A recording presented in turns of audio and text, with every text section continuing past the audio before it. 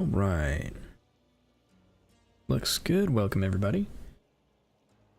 Today we'll be continuing our leveling of our in-stacking Flicker Strike. We still haven't switched to Flicker Strike. We need to get level 38 so we can get multi-strike. And then we should be able to switch over. Just grinding up to that point.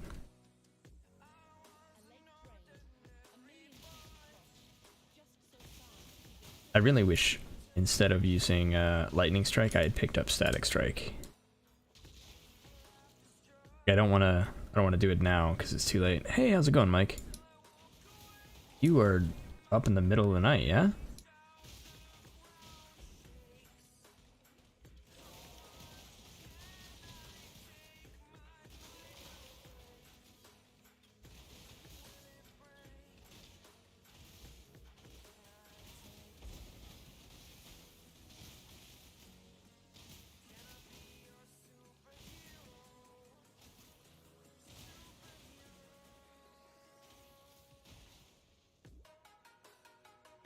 Yeah, just like last time. Oh, bummer.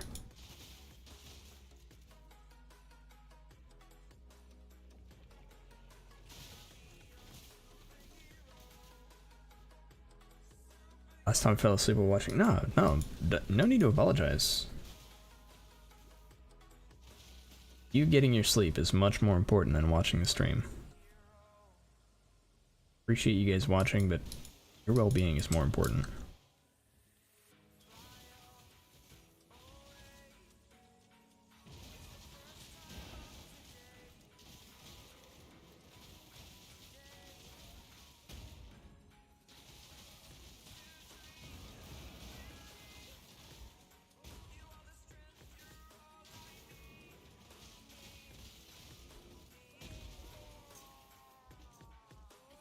Right. Oh. I'm actually pretty excited tonight. So I'm gonna take a break from the stream 5 or 6 my time, and then at 8, the usual time of the stream, I'm gonna start playing Slime Rancher, which I'm pretty stoked about. Where am I going?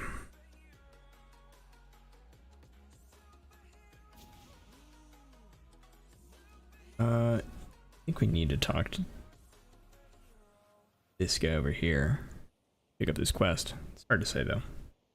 There's so many quests in Path of Exile that you don't actually have to talk to somebody to complete.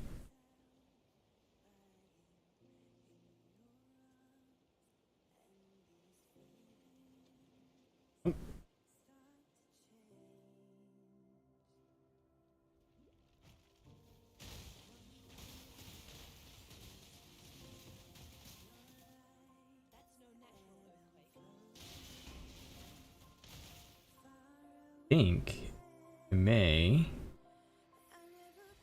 switch over to a Thief's Torment Ring for the later part of leveling, just for the mana regen on hit.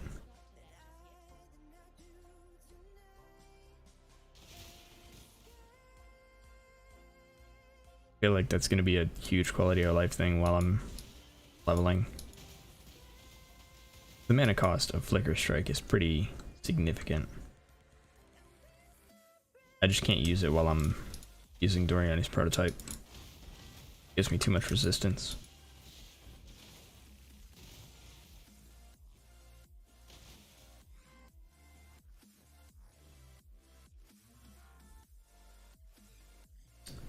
I think it's level 2 the Deshret Spirit is on, right? I'm almost positive. Last time I leveled, I had a really hard time finding Deshret down here.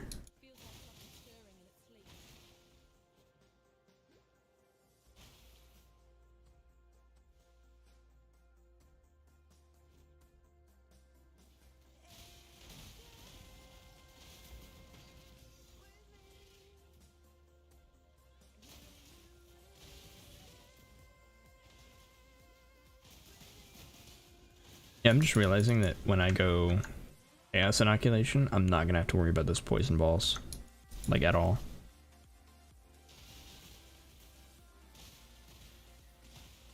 I'm now looking forward to that much more.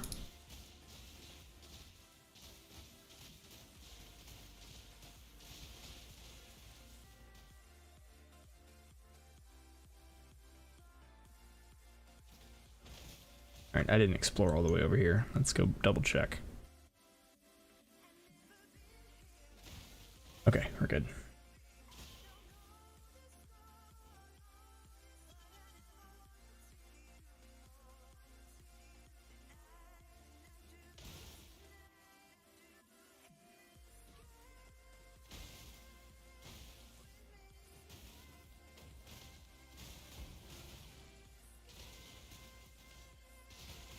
Oh yeah, I forgot I have Rampage now.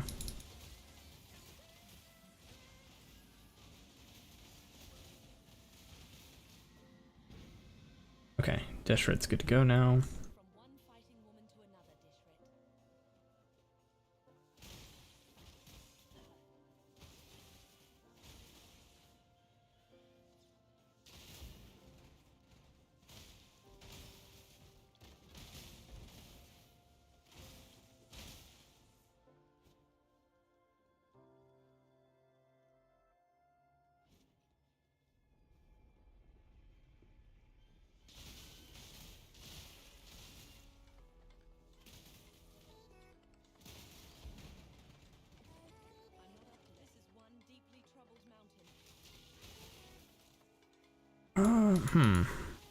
I think...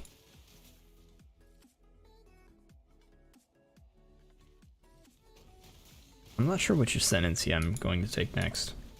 Like, I'm considering just going Onslaught. I think it's probably better, because I get diminishing returns on applying exposure, since I'm going Doriani's. I'm not sure.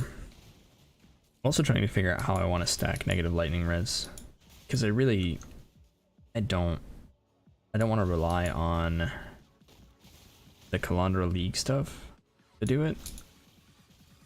This is something I would like to do next league, very possibly. And if I'm reliant on specific league mechanics, then it's harder to do. Which, it's very possible, right? This build is not specific to this league. People have made this build in other leagues. I double-checked Sentinel, which is the last league, and the build looks very similar.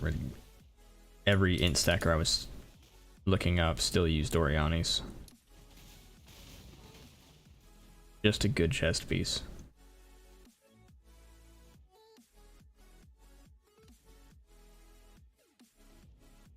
But I think I have to utilize Melding of the Flesh and be very careful about sources of resistance. Okay, so we're at 34. What do I want next? Oh, that's right. I was going to fix this. That's right.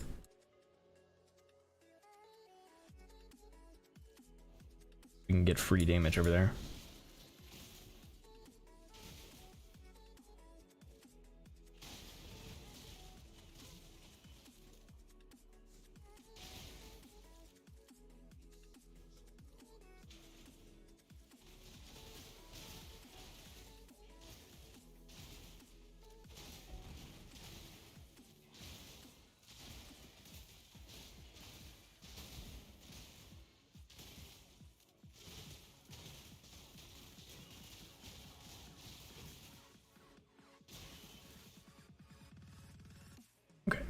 Let's go ahead and fix this really quick.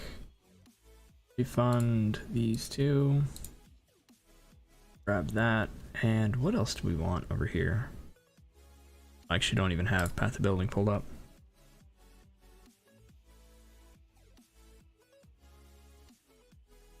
Three.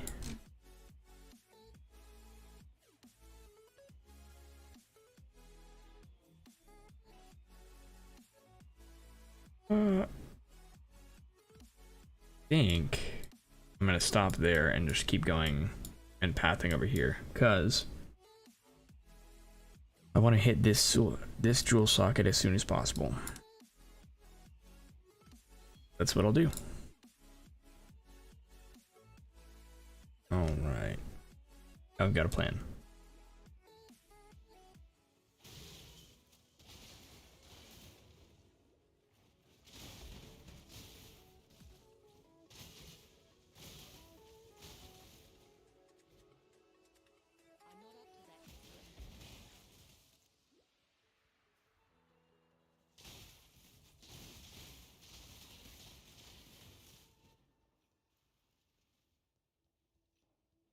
We'll probably circle around, that's fine.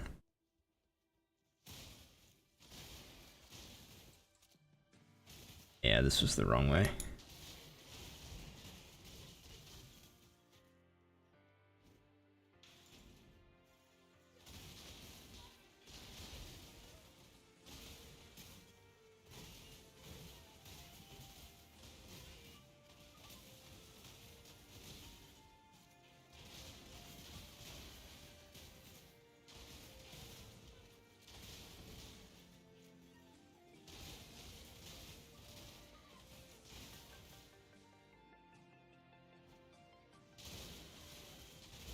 There's so much traveling on this tree that it's a little intimidating leveling through it.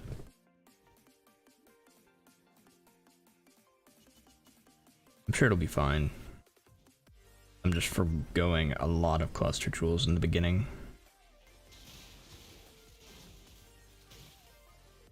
I'm not sure how that's gonna work out.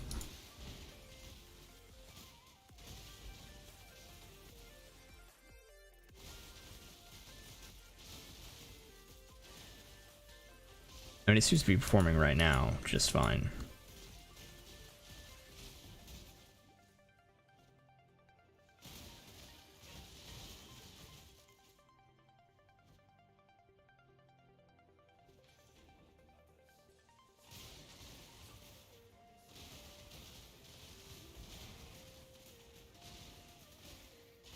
That went well.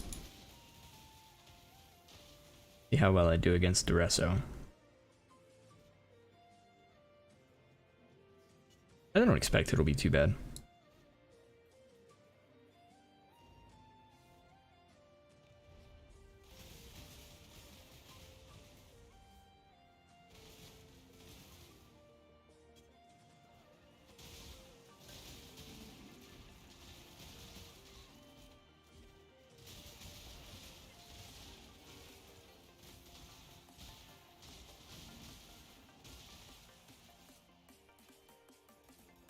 All right.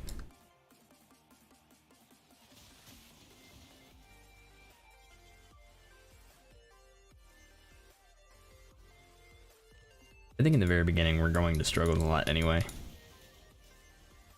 There are a lot of things that we need to solve for that I'm just ignoring. Because we're doing things like, I have not even begun to start trying to solve resistance. Which is going to be a big issue. Because not only are we going to be dealing with the regular -60 you get from defeating Kadava, but we also have an extra -40 that we're going to be contending with from our I don't remember what they're called again. The 2 jewels that allow us to allocate things from other parts on the tree. I keep thinking of Leap of Faith, but it's not Leap of Faith.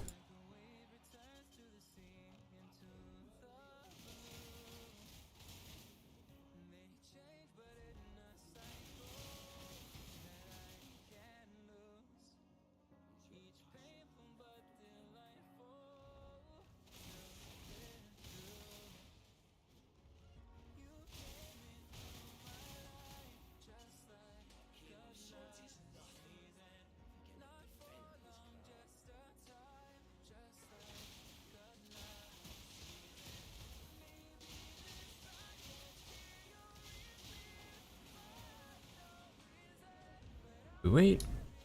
Oh yeah, we're doing just fine against Duresso. Alright, we probably can't take that.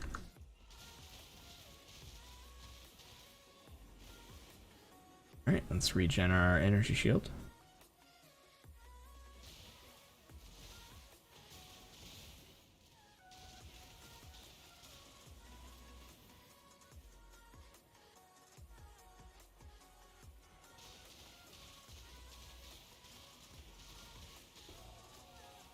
That was actually very easy.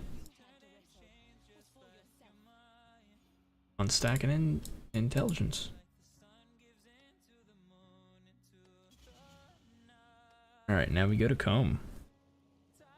Oh, let's go ahead and turn in this quest.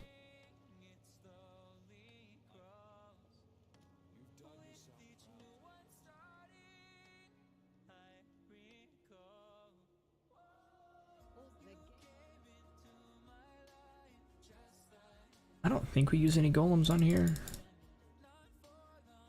Oh.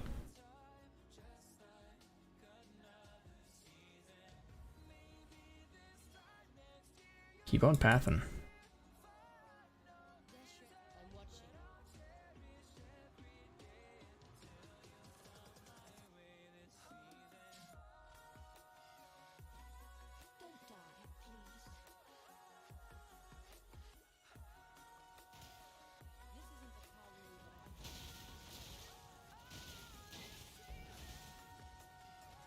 I'm really liking this unique chest piece. It's giving me a bunch of energy shield.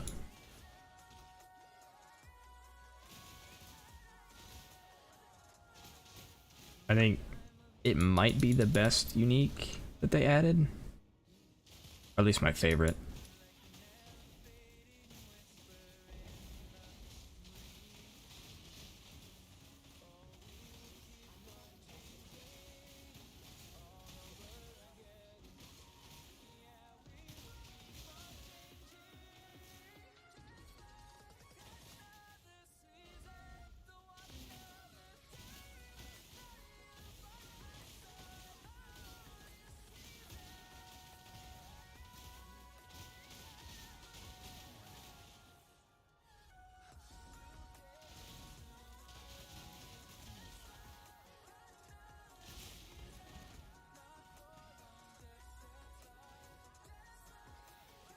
There we go. Close to another level. Ooh, we're only a couple levels away from 38. And we should be able to switch.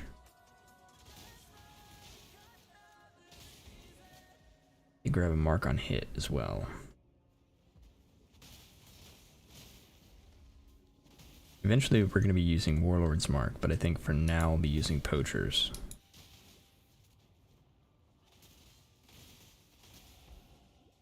One more level. Be able to switch.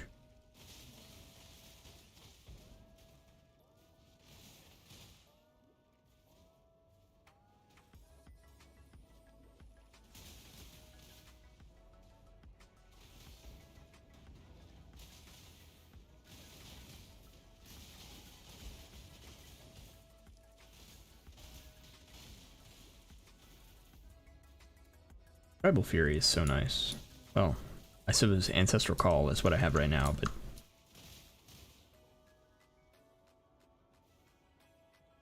it's so nice not having to specifically target things, or utilizing a skill that gives you the ability to not specifically target things.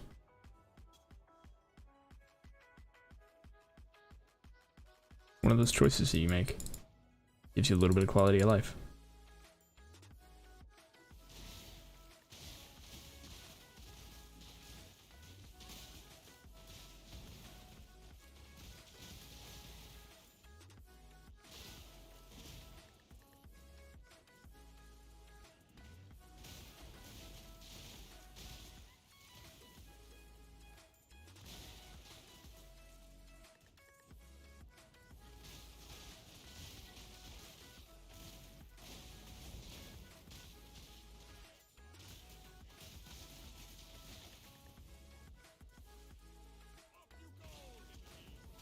Think so. I've been thinking about my Atlas strategy and the way that I play the game, and while the things that I do right now are plenty profitable, like I'm not hurting for money. Need to grind a little bit. Okay, I'm honestly pretty poor right now as far as like actual currency goes, but it's a matter of investing a little bit of time to farm up a little bit, and it's not a big deal anymore. That being said, my current farming strategy is is a little intense and a little rippy. It's hinging pretty heavily on trying to farm for God Touched, so I'm using a lot of Abyss and a lot of Legion to do that. And it works. Like it's profitable. And in the worst case, right, I just run enough influence maps to get one of the boss drops, or one of the boss invitations, and then those are worth some money. But I'm thinking I'm gonna switch it up, and I keep trying to do this, but I keep not doing well. But I saw a video today of somebody covering profitable breach farming, and I don't know that breach farming has ever not been profitable, but I really like breach. But I'd like to just be able to do it. That was also very good. And we're very close to our next level.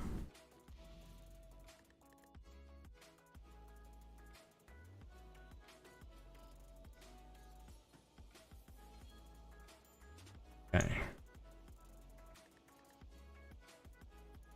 So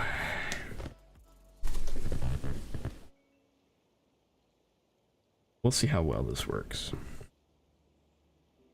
We need one more level. Travel to the Crystal Veins, and then we'll run through the belly of the beast a little bit. Should be able to get a level pretty quickly in here.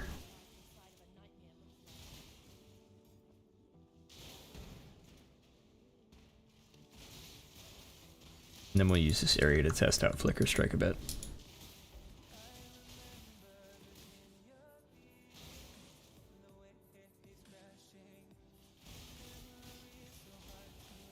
Okay. I'm gonna go ahead and go back.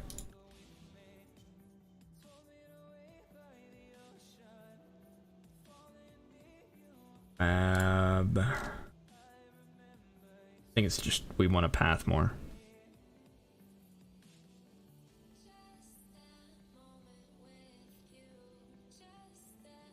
I'm just double checking that I'm not missing anything super crucial.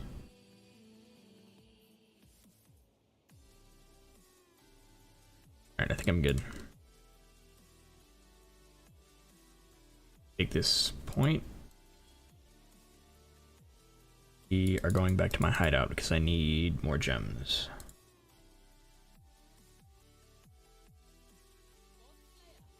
Can I get mark on hit support? I can. Okay, perfect. Was a little worried about that. So we want mark on hit. We want poacher's mark. We're only grabbing poacher's mark for now because of the frenzy charge generation. So it's a 100% chance to get a frenzy charge when the enemy is slain. Help us sustain. If I wanted equality up to 20, let me see if I've got a poacher's mark that's 20, actually.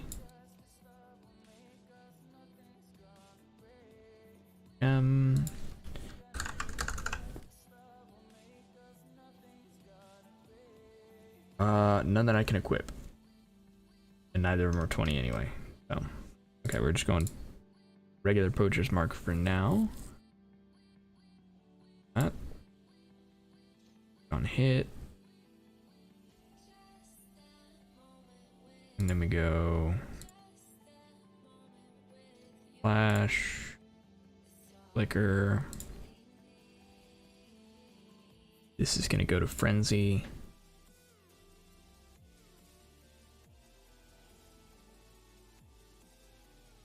I could make my life a lot easier just by messing with my gems a little bit, but I think it'll be fine. Okay. Mark on hit. I think mana is going to be an issue, so let's see if we have a mana solution.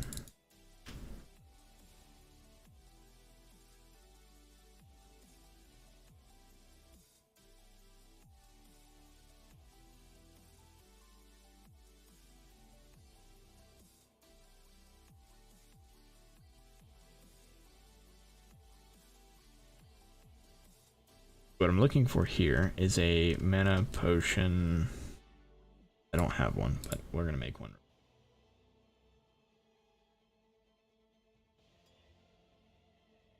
We want one with the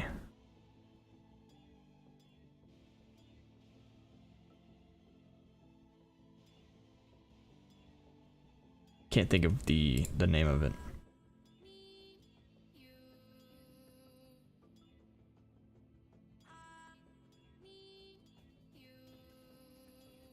Essentially,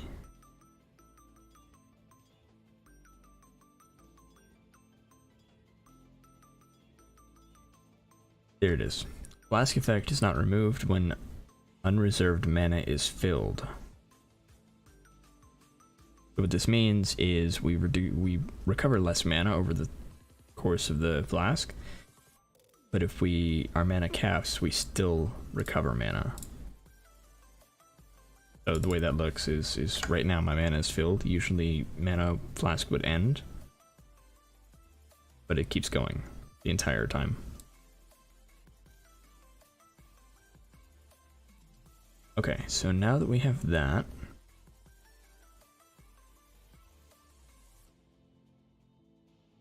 we have the talisman that I'm going to be using later.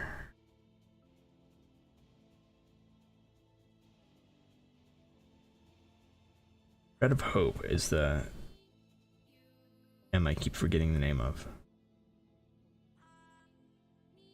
I need to reroll these at some point, but that's level 80, so I'm not too worried about those.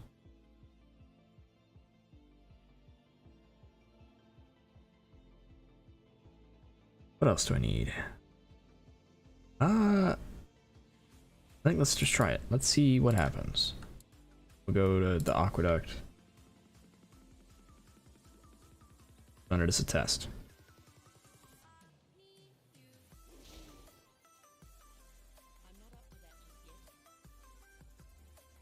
All right.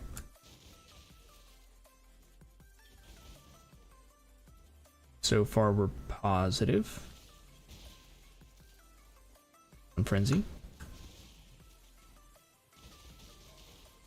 And I'm just watching these Frenzy charges up at the top. See if we're averaging more or less. And it looks like we're okay, even without Poacher's Mark. Because we haven't run into anything rare or unique. The Poacher's Mark isn't firing off. And this is mostly a function of melee splash. So because we have melee splash, we're generally hitting more than one enemy at a time.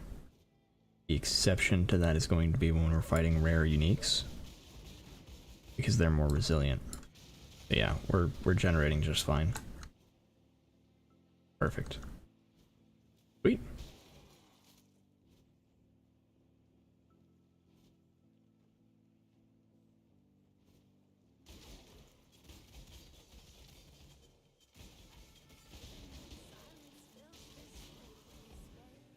Okay.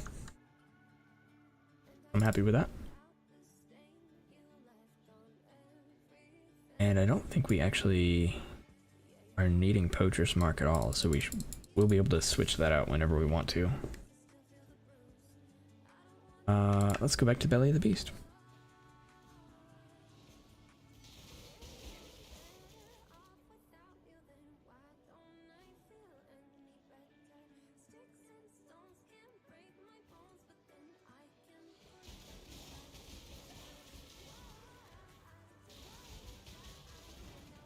Raider makes this a much easier problem to solve, because Raider gets an innate 20% to generate when you hit rare uniques. And so when I hit a rare unique, I have a 40% chance to generate a frenzy charge. I hit 3 times, so the chances are usually pretty good that I'm going to make max my frenzy charges. We are good there.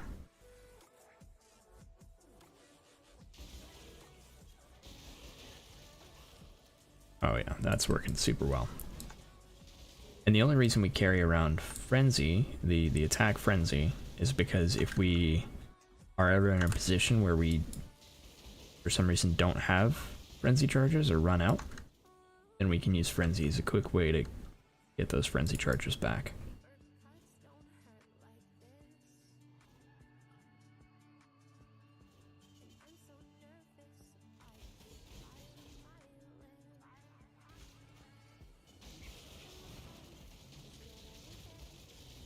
And we're doing this without Tribal Fury.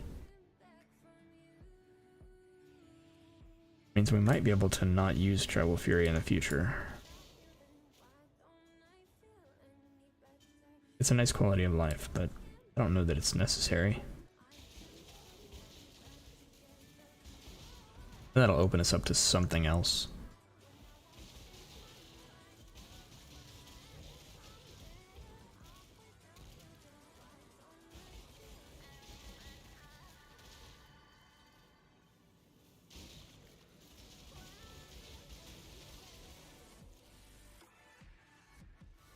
Yeah. Big magic enemies might be an issue, but that's not all I can think of. Yeah, see, we're not having any issues with Frenzy Charge right there. Great news.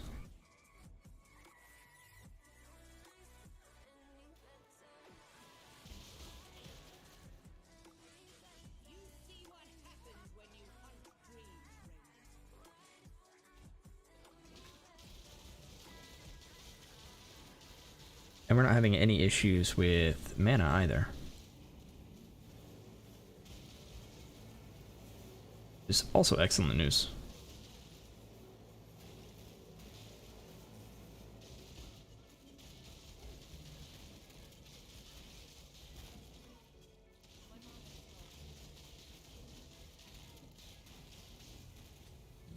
Ooh. Get my energy shield.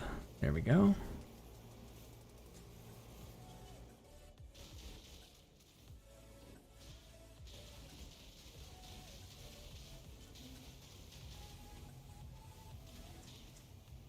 Yeah, so this is one of those positions where having Tribal Fury would be incredible, but we don't have it.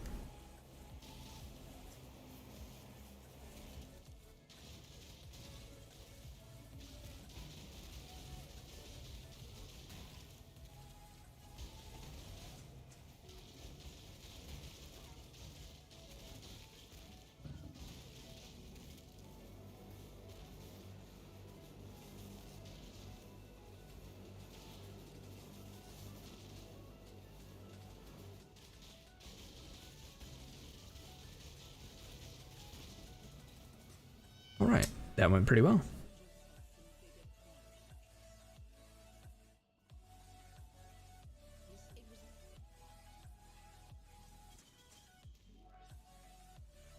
Alright, let's see how well I do against these three, because these three usually give me trouble.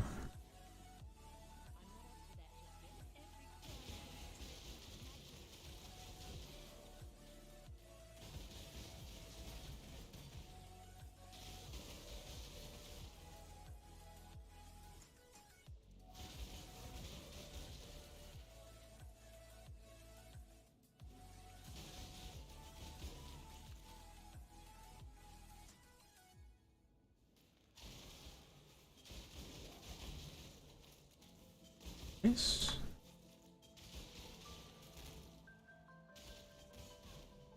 Okay. This is actually the one I'm most worried about. Frenzy Charge Generation's looking good.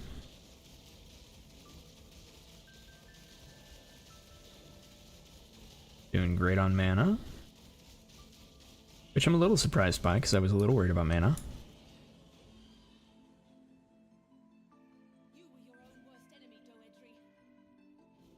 I guess the amount of damage I'm doing is enough to make up for mana. I'm also not attacking super fast yet. See if that keeps up.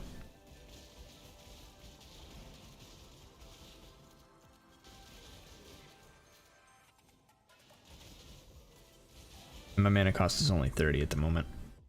That's probably going to go up to like more like 50, 55.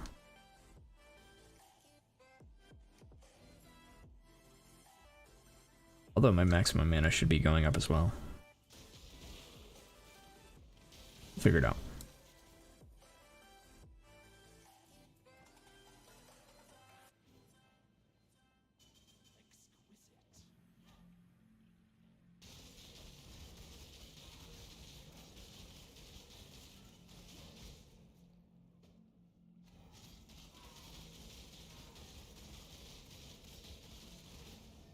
Ooh, that hurt.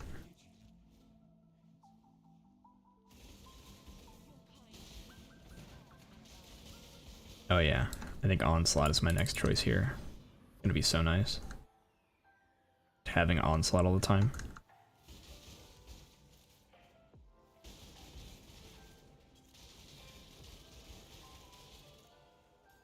Okay.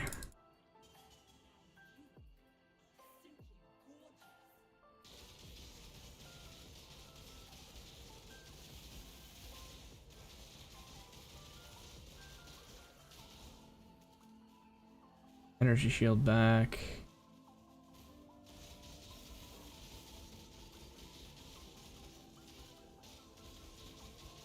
I kill her? Yeah, there we go. That went very well. 908 average damage. Pretty good.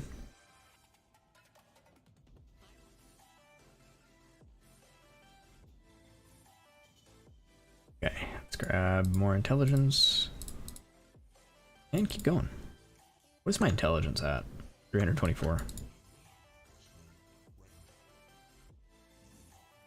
Nowhere near where we want it to be, but not too bad.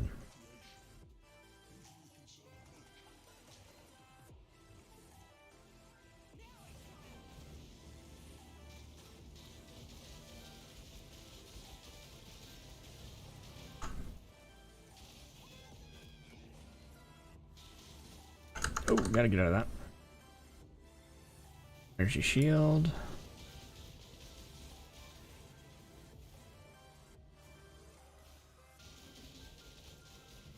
Alright, she's not losing health anymore.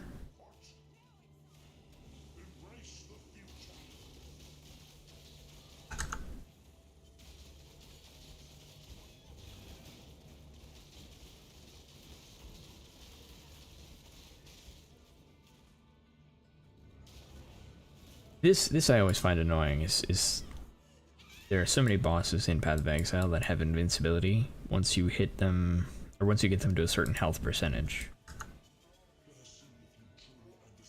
You just kind of have to wait for them to finish their set of attacks, and then they can stop. Do whatever animation they need to die.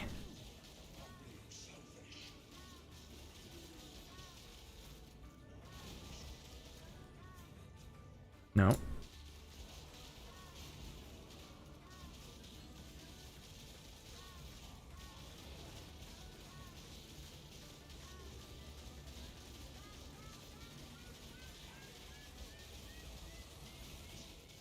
Alright, nope, nope, nope.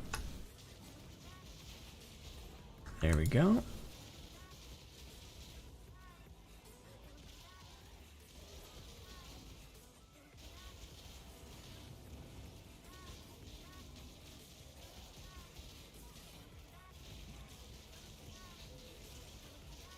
This isn't even my final form. True. I don't know if I've ever liked fights like that, like in games, where it's just like you fight it for 30 minutes and it's just like, ha, you've done nothing. Now is the real fight. I don't know, I find it annoying.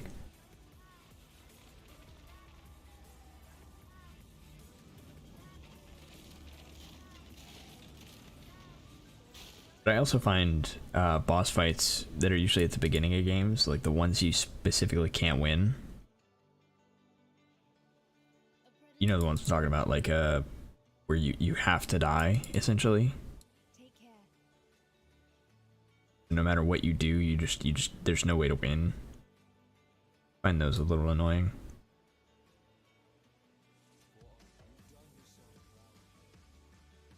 Like from a plot perspective, I get it, but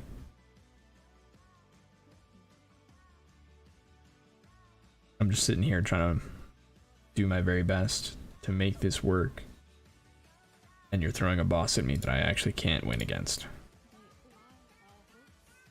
Alright, is that it? Guess that's it. Okay, what do I have going on here? I think I can get rid of just about everything. Level 44 is 5 levels away, and we'll pick up the... When you manage to kill the final boss and he resurrected, true.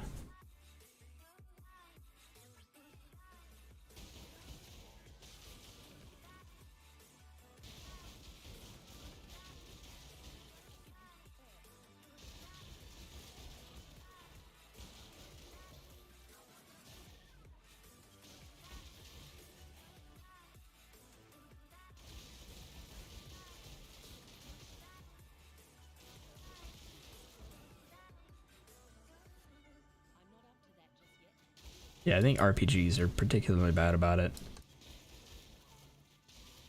Because they want to, like, establish the expectation of how powerful your enemy is before you go on the epic quest to become stronger and defeat them.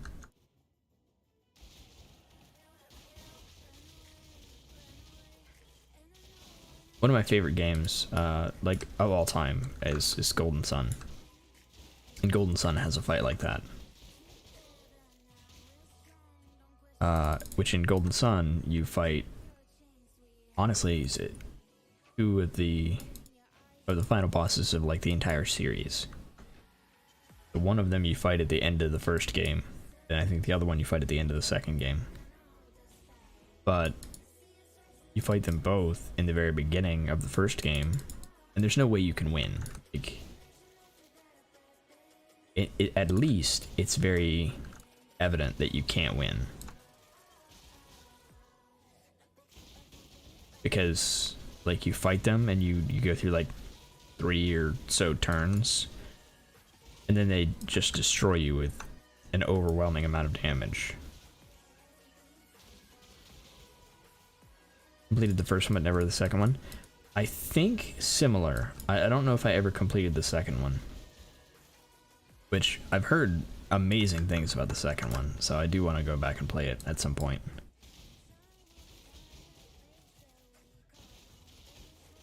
Yeah, Golden Sun was one of my all-time favorite games. It's so good. I think I have to go to the right.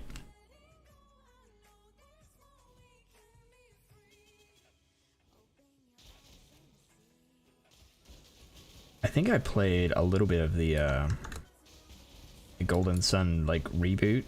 That is the Children on the DS. But I don't think I ever finished that one either.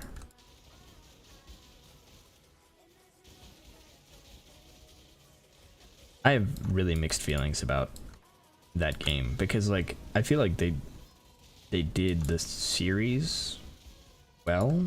Like, the game was fine and it did justice to the series. But on a personal level, I dislike stories that continue with the children of the main characters.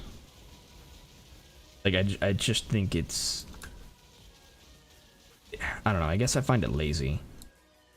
I would much rather a new story with new characters than a story that continues with the children of the old characters.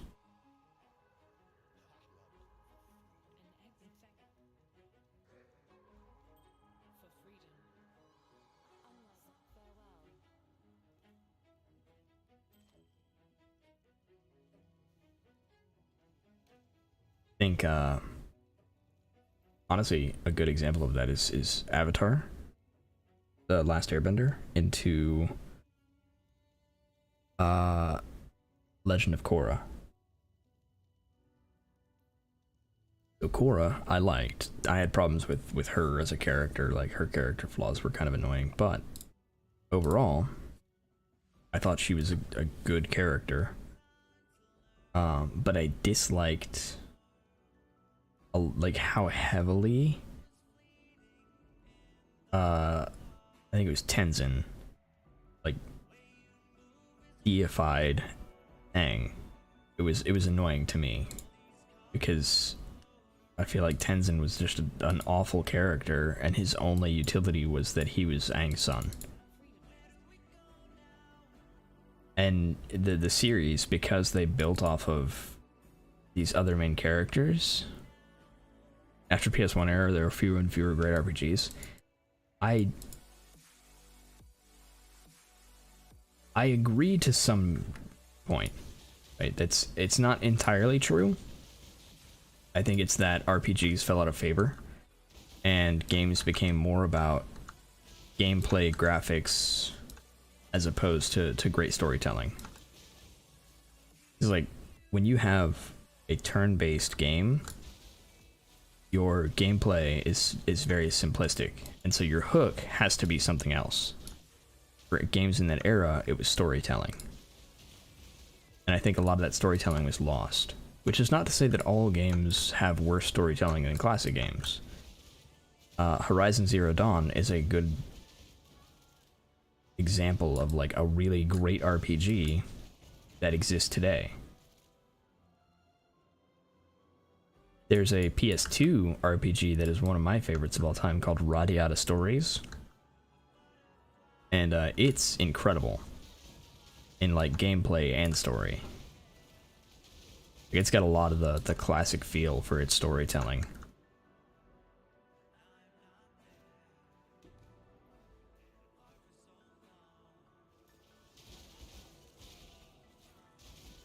I keep hoping that Star Wars comes back out with some really great RPGs, because one of my, again, favorite games of all time is Knights of the Old Republic. And I prefer KOTOR 2 over KOTOR 1. Not because I think it's a better game, but because I prefer a lot of the systems in it. And I think they just polished the gameplay a lot more in KOTOR 2. That being said, I was very happily surprised with the most recent Star Wars game, or I don't know if most recent, but I don't remember what it was called all of a sudden. The one by DICE. Like the story-driven one. I don't even remember the character's name. But it was incredible. Like, it was like Force Unleashed-esque. But it had a much better story. And a much more involved campaign. And it was like really smooth to play. It was a great game. The thing about Star Wars is I never liked the movie that much. That's fair. I enjoyed the movies, but I it's one of those things, like, if you didn't get into it back then, or if you weren't introduced by the new movies and didn't like the new movies, then it's hard. Because the movies, I don't know. Like, for me, the movies are great. But if you're trying to introduce somebody and you have them watch episodes 4, 5, and 6, it's rough.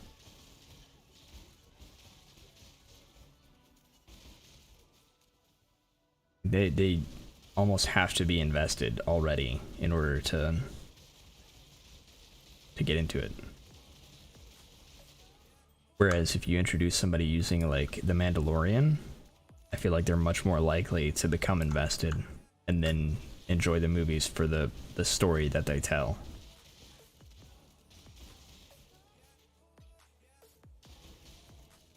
Four, 5, 6, 1, 2, 3. So I like that method, but that method is, the argument for that method hinges on the big reveal in 6, or in 5 or 6, the I'm your father reveal, because that was a big deal, right? If you watched them as they were coming out, Vader being Luke's father there was a huge deal. Like, that was a oh my god moment in the theater. But that doesn't exist anymore. If you know enough about Star Wars to know any of their names, then you know the relationship. So it's not a big reveal to you. So because of that, and because I've tried to introduce people to Star Wars, I kind of think 1, 2, 3 is a better way to do it, because it explains some of the lore a little better in 1 and has more engaging action in 2 and 3. That being said, I don't think there's a wrong way to watch them.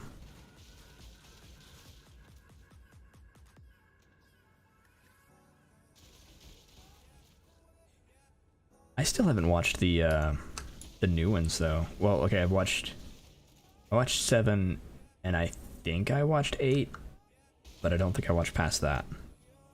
I never watched Rise of the Skywalker. I need to go back and do that at some point.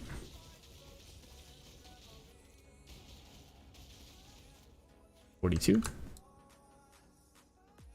Yeah, I watched 1, 2, 3 first when I was a kid, but I didn't get the whole story. After I watched 4, 5, and 6 when I was older, I would watch 1, 2, 3.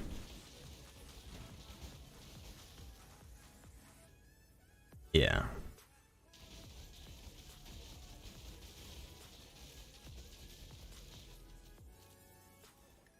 I don't know, Star Wars fits into a weird category for me.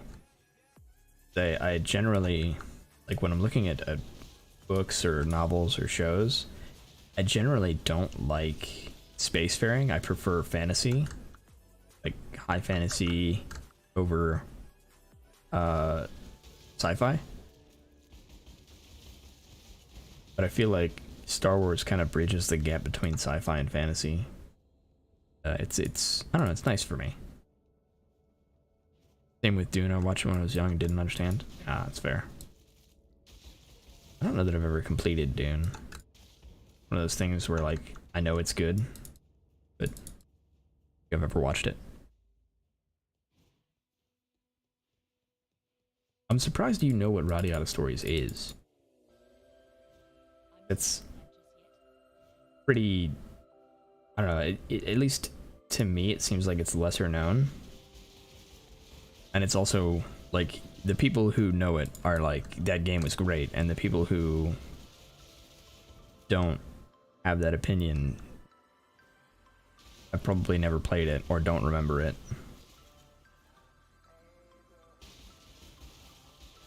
The reboot is nice though. I like a lot of the reboot.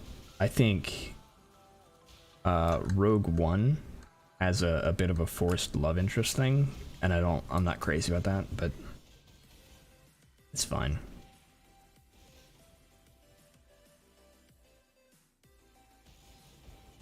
Quite hardcore RPGs back in the day. Yeah, big RPG fan. Honestly, I mean, I'm sure it's no surprise, but Super Mario RPG for the Super Nintendo is another one of my favorites of all time. Also a big Paper Mario fan.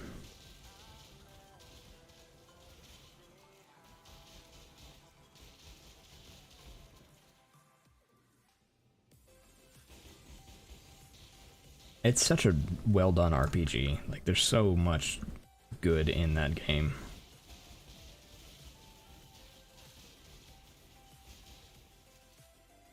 Ambassador, not going Ringwald's quest for leveling? Nah. I mean, I could. It's certainly good. I'm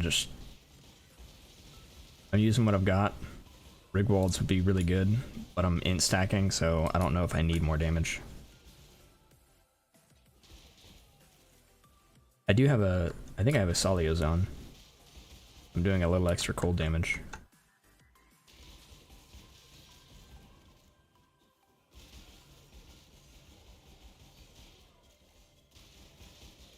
We're almost level 44, and we can get some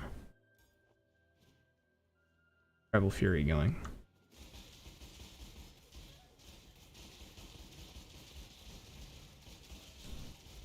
Also, welcome, Ambassador.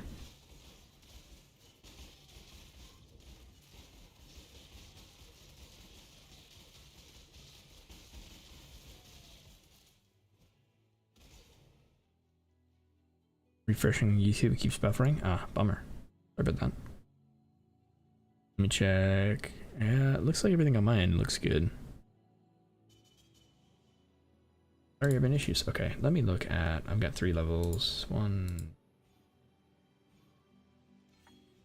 Go. Do you recognize my name by chance? I don't. I do not recognize your name.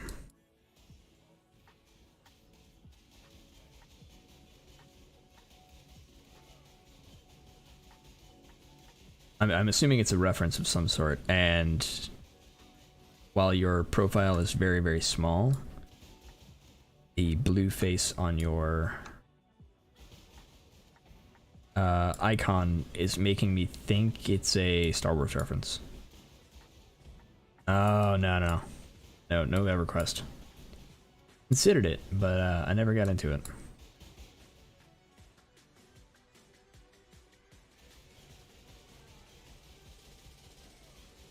Welcome back, Mike.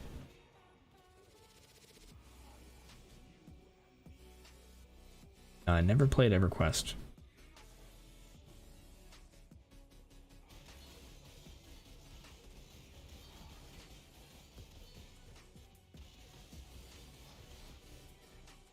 I don't know that we're in a good position to talk about people's age, Mike. We were just talking about how some of our favorite RPGs are on the Super Nintendo.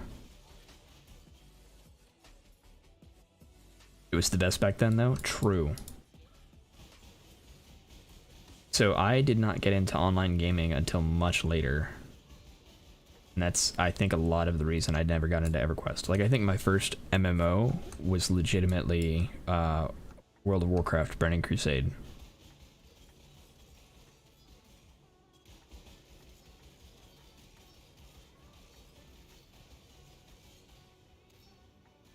Like, everything before then was not online.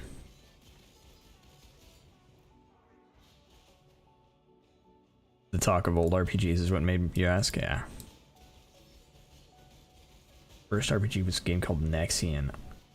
That sounds familiar, but I can't remember what it was.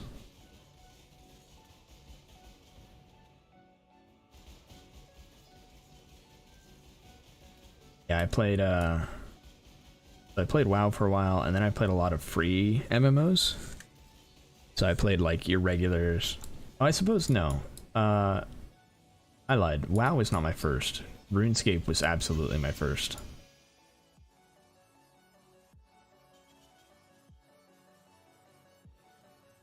Yeah, old school RuneScape was my first. And then I think I played WoW, and then I played a bunch of free to play. Which one of my old favorites is a game called Fiesta Online, which is still around.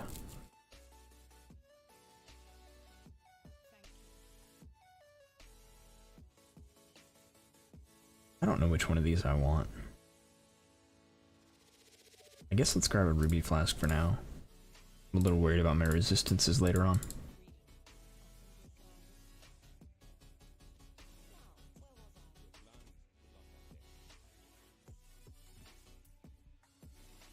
Oh, there was also...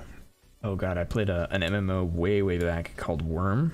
W-U-R-M online. Which, that was an experience. Played WoW near the beginning 2 40-man raids. Even that was downscaling from EverQuest having 72 plus personal raids. No voice chats and EQ, all typing. Don't know how have we managed. Yeah, true. I mean, it's where a lot of the acronyms that we used to use came from.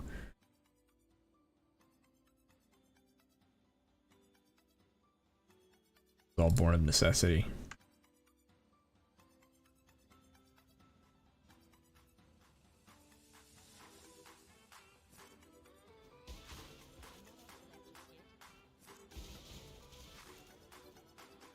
I was always into crafting more than anything else in MMOs.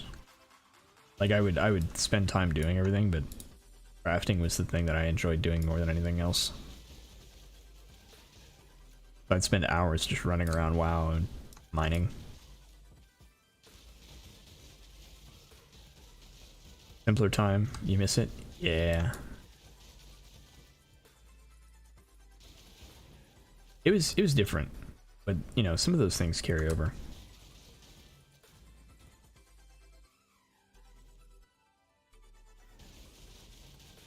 I remember spending like 4 hours one day going back and forth in WoW. So I got ganked, and then we went back and forth with a bunch of the people there, just ganking each other back and forth, and then we like camped the resurrection spot.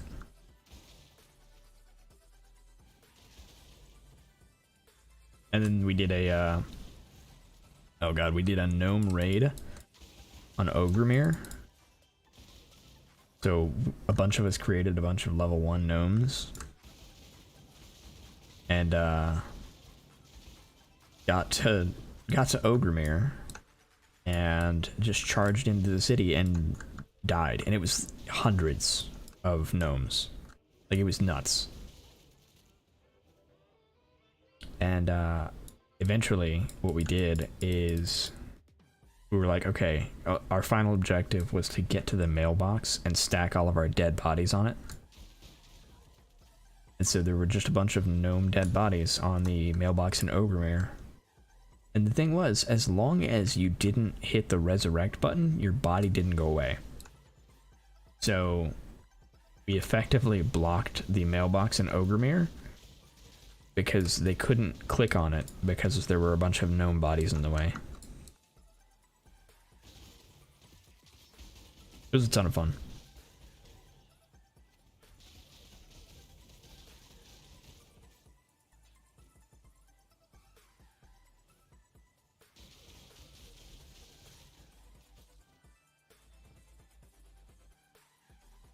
I think you missed most of the free marketplace.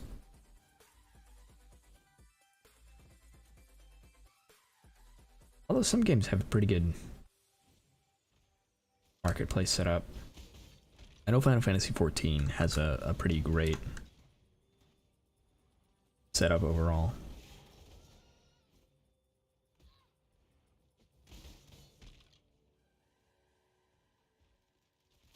You're gonna remaster Suikoden 1 and 2? Nice. I don't think I ever played those. Ah.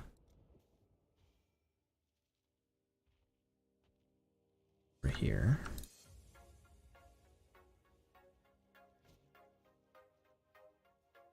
I'm not up to that just yet.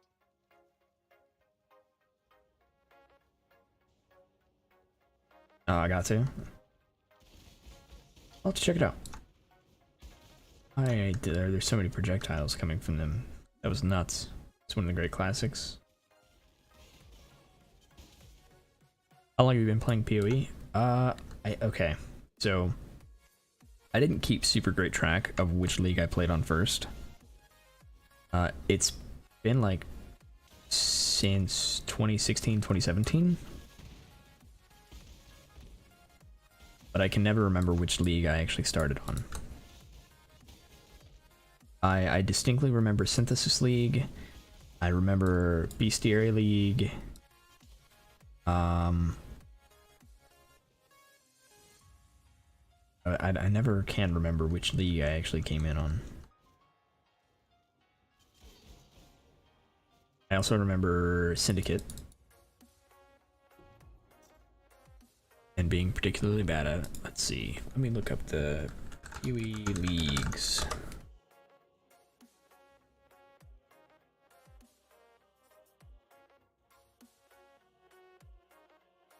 Low-key Closet Whale. That's not untrue. Harbinger was before that. I don't think I was part of Harbinger.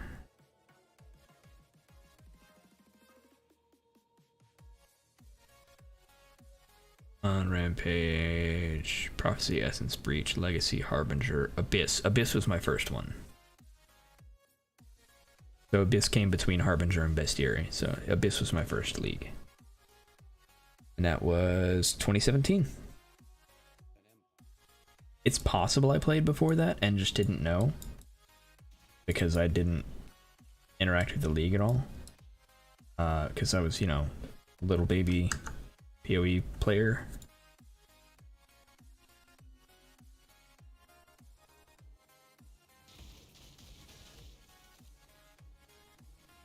But yeah.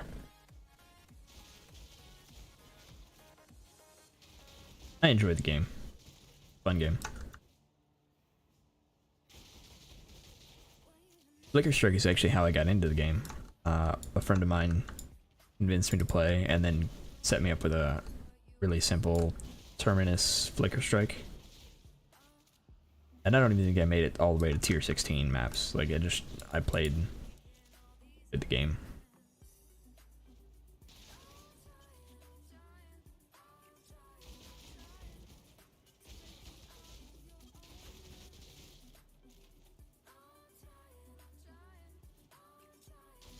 UE, I find, is one of those games where, like, you don't spend a ton of money on it all at once, but then you look back at how much money you spent on it over time, and you're just like, oh wow, that's not a number I want to talk about.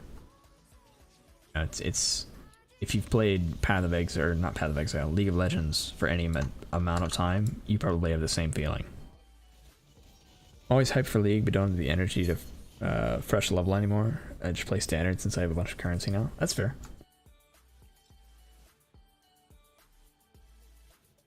I actually don't have that much currency. Well, okay, I say I don't have that much currency. I don't have that much liquid currency.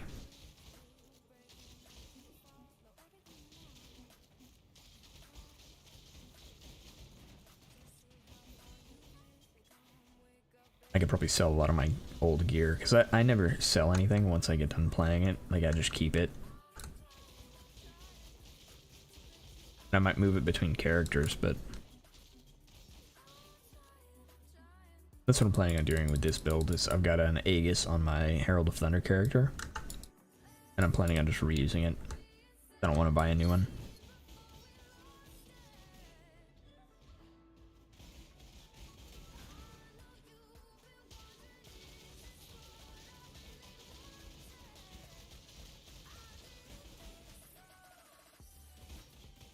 I don't know, I find leveling to be a good way to experiment with stuff. And I usually just listen to a book or listen to music while I'm doing it. Young Rose's version of self-chill, and it's absolutely bonkers. Yeah, self-chill is pretty crazy. Are you talking about the Cyclone self-chill?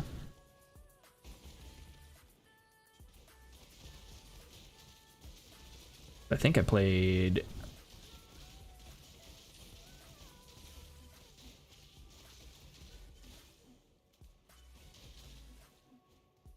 the Headhunter though.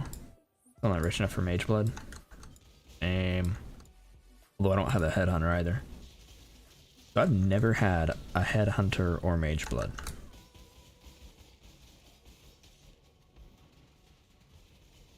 At some point I do want one.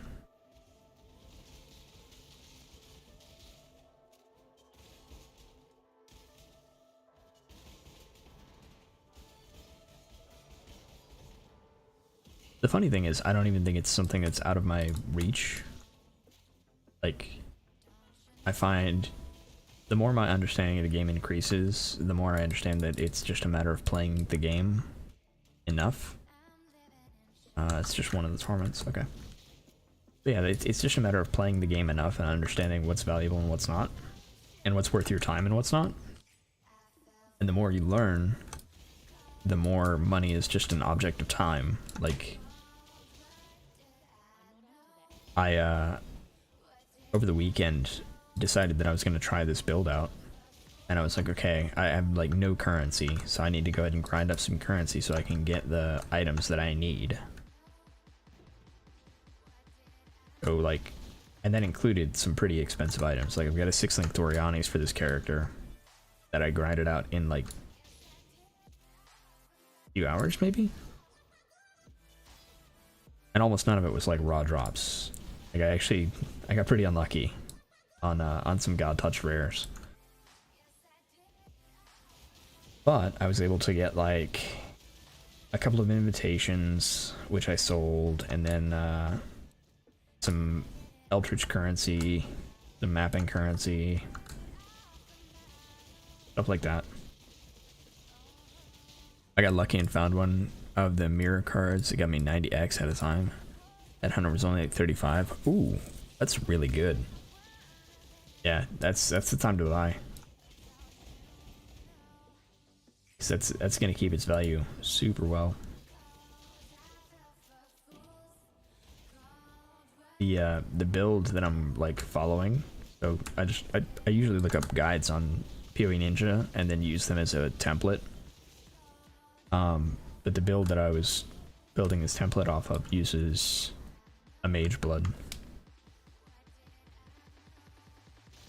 So. Oh wait, no, I'm not thinking of the right one. The one I'm following uses a Stygian Vice, I think. But you can usually get a pretty good idea of how good the build is just by taking off the mage blood or turning off the flasks.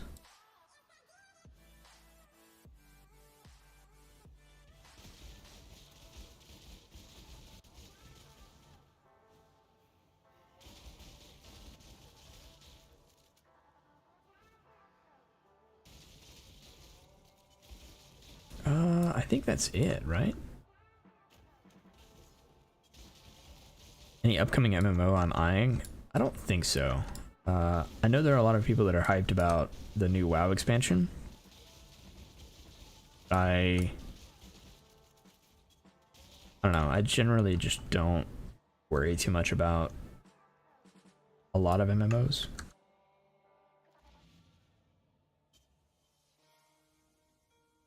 If it ends up being great, sweet, I'll try it.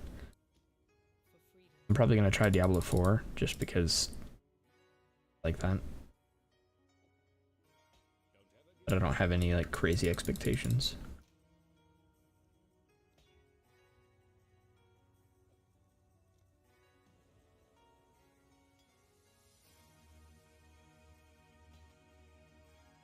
Image recouped life.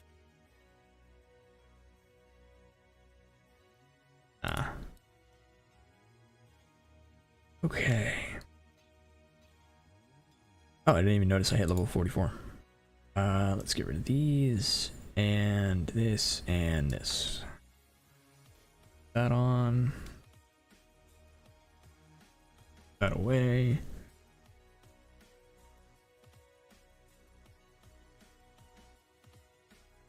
And I think that's just about it for change. I suppose I can look at what uniques I can equip. See if there's anything crazy. Nah. I could get better boots, but I don't think I care enough. I get shields.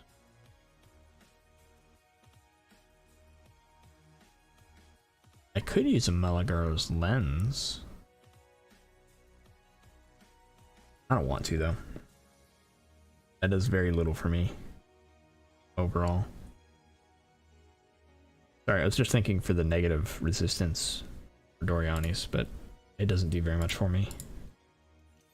Let me go ahead and grab these.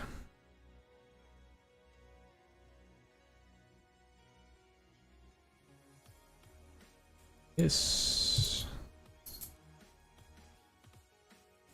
Grab glancing blows.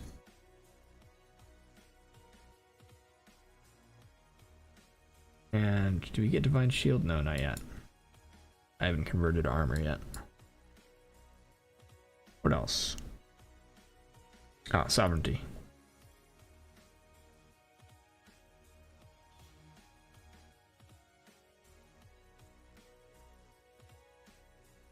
Let's try playing co-op sometime. Sure, once Diablo 4 comes out, we can try it.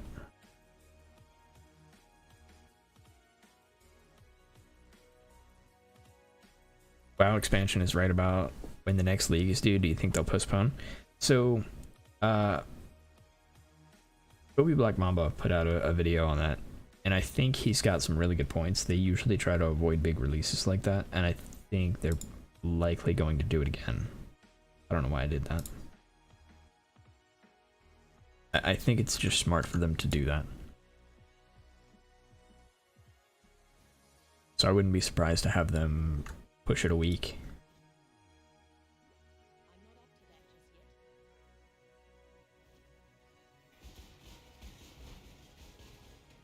That feels much better already.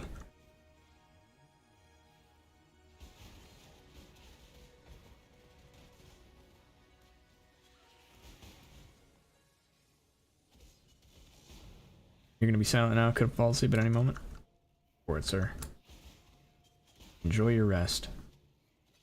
Sorry I kept you up with old video games that I liked entirely too much. Eyes starting to feel heavy. Hey, it's late for you. By all means, get some rest.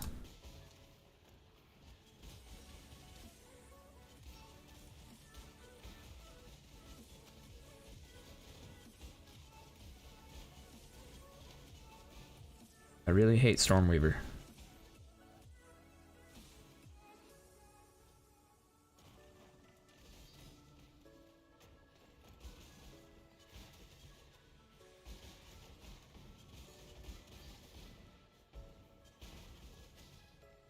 So something interesting that I didn't realize was possible in Path is stacking a crazy amount of armor, utilizing Grace and Determination. Because I always like, I don't know, I guess I never thought about how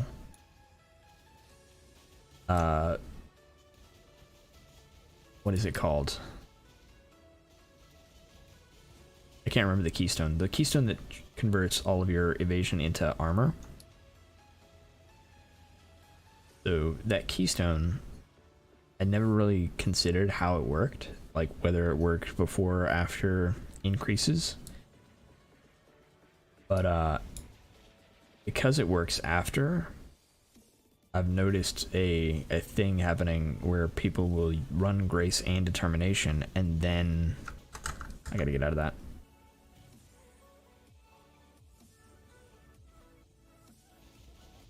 But yeah, they'll run Grace and Determination, and then have, yeah, Iron Reflexes. Exactly. Glad you remembered it.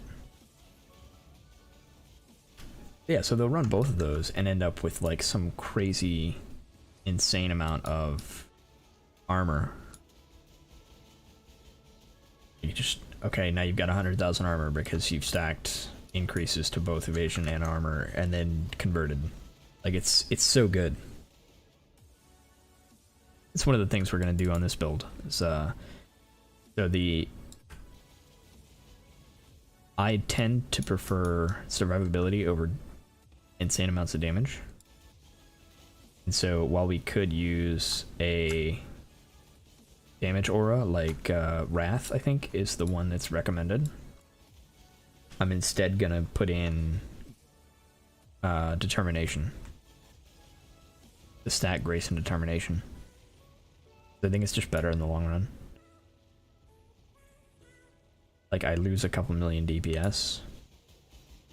Like 6 million DPS out of the possible 50. But I gain a ton of armor, so. I really hate that. So much damage. I need to get a corrupted blood immunity of some sort.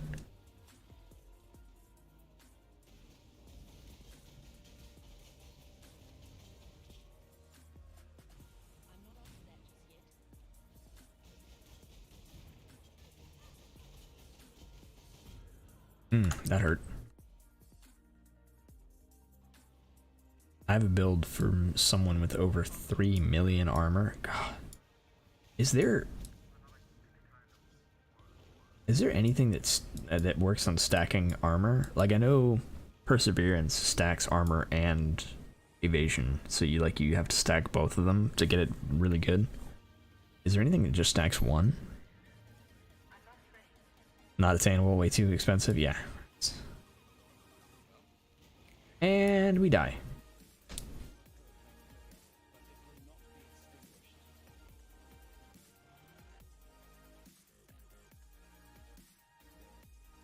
Okay.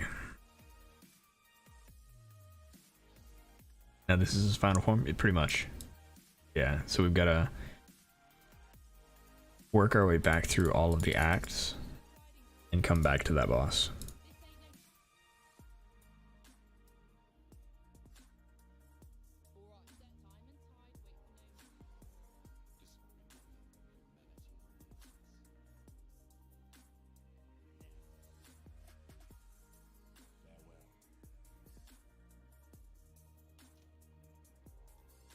What are the level requirements? 66, 67, 69, 48 for this.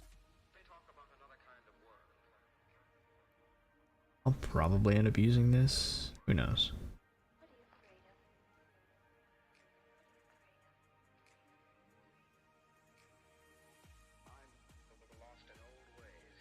Quadruple voices. Oh, wait. Oh. That's so much. Are they all like the 3? If they're all the really expensive one, that's insane. That's like several mirrors worth in just voices.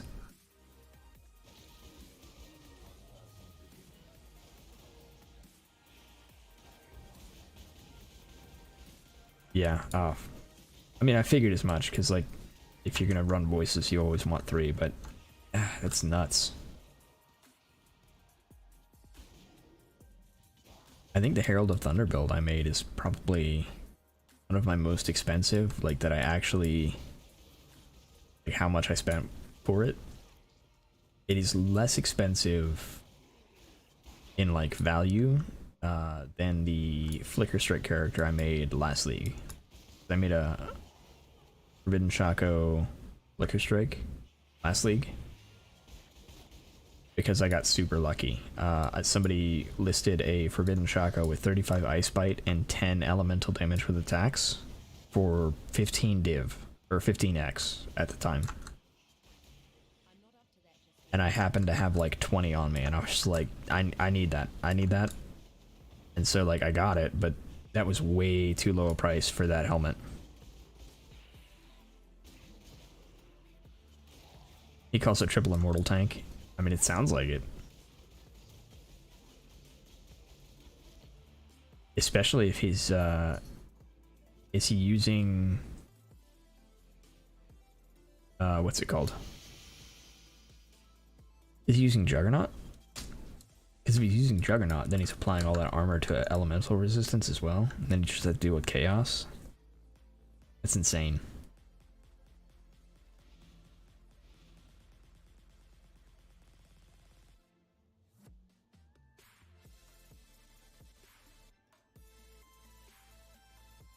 I don't know. Let me check. Yeah, he's using Jug. Yeah, that's nuts. Oh, let's grab this as well. While we're here. I think that's all we want for now. Like we're gonna use this later, but we don't have our armor yet. Okay. Question. I'm just watch his voices right now. Let's see. I'm curious now. Trade.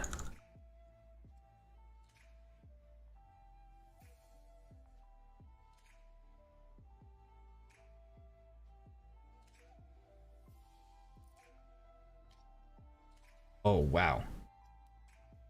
The cheapest one with one small passive is 229 divines. That's absolutely insane.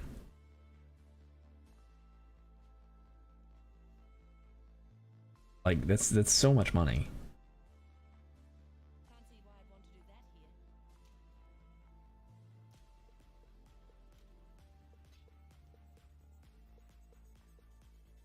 All right.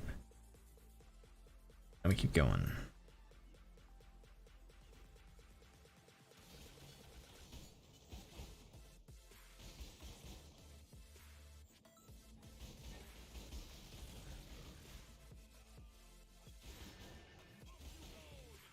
I think Bestiary is probably one of my least favorite league mechanics.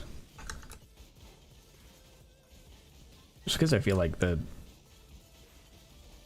red beasts have way too high inflated health pools.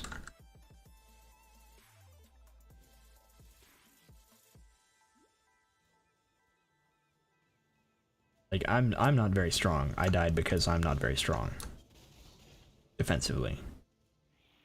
I'm not surprised that I died.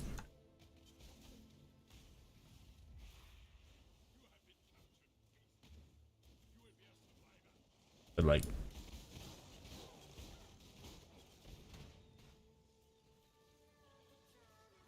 so much going on. I'm gonna leave. Just gonna leave.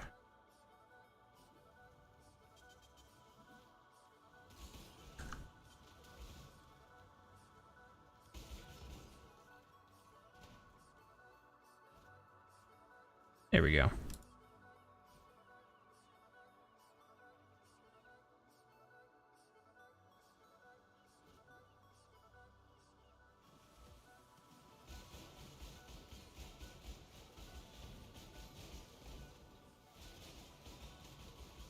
Ooh. I mean, I can't crit, so it doesn't matter.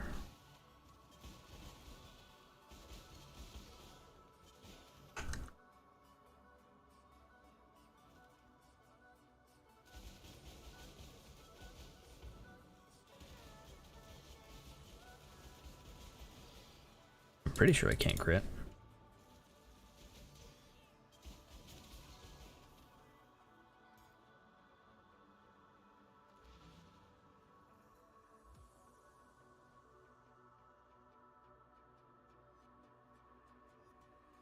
Yeah, never deal critical strikes. Unless that shrine overrides it.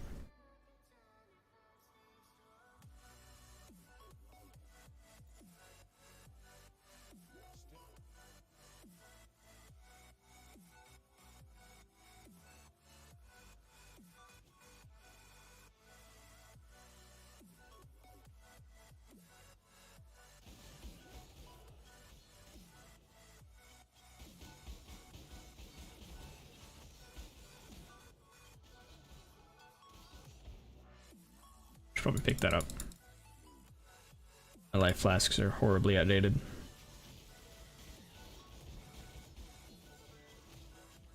And there we go. Okay. I need a corrupted blood immunity from something.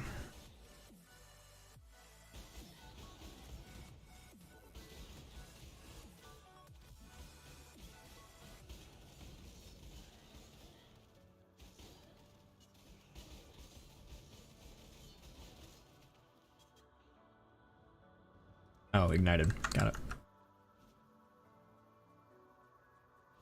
Yeah.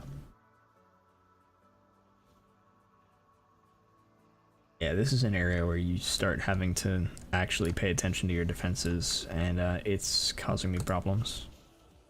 My defenses are, like, not up to date.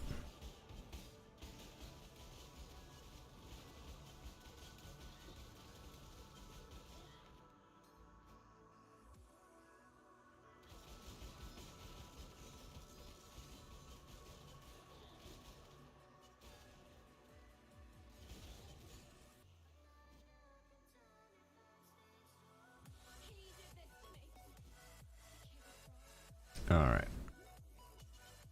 Level 9, 46.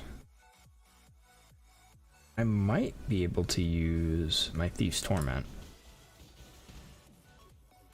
Help me out with my resistance a little bit.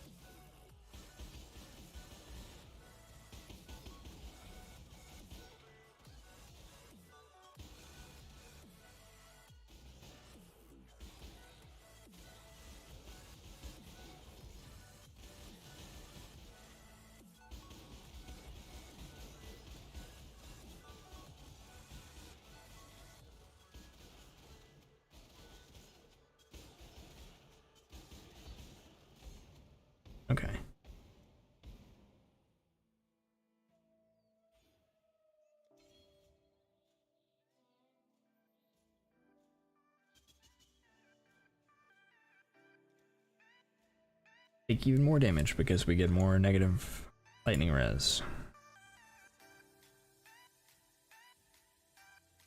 We need a lot, honestly. That's what we need.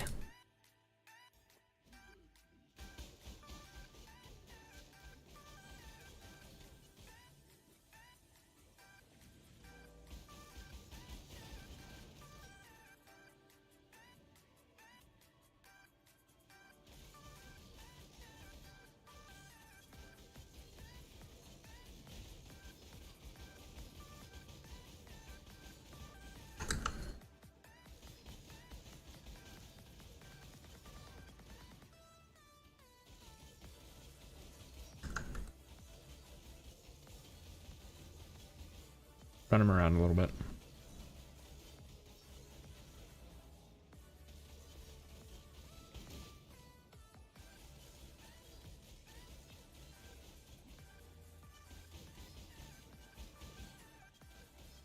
Ooh, what did I losing health to? Was I ignited?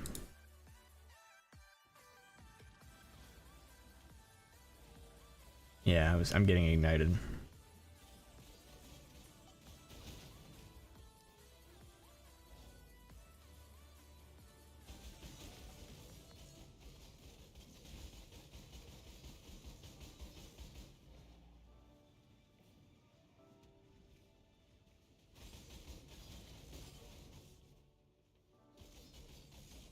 Here we go. Okay.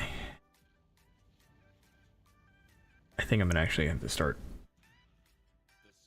fixing my resistance. I usually don't worry about until like Blood Aqueducts is usually when I start fixing things, because like that's when I can actually start equipping a lot of the stings.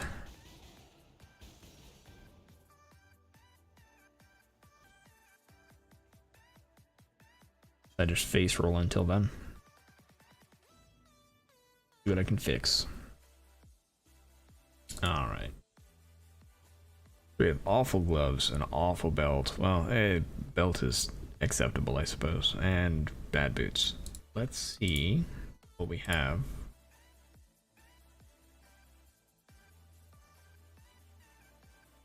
This one has all res, which is good. Reduce movement speed. It's no fun, but whatever.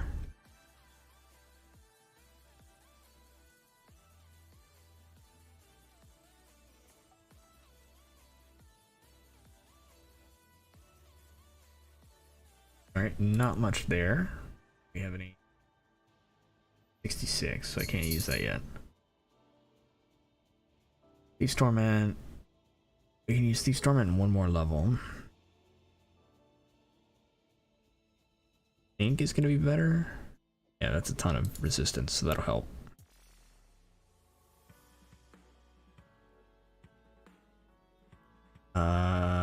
We're not getting rid of that. Do we have any belts that are good?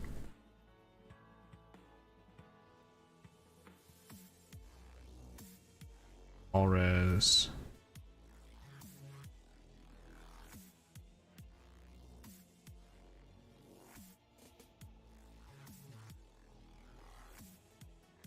Energy shields. Vistruals. There's some all res. That's also going to be good for me.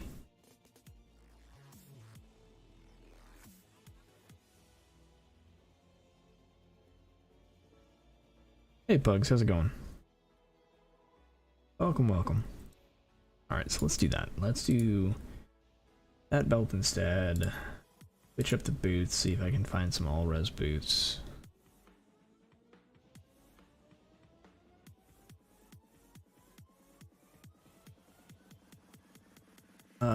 Fire res could be good.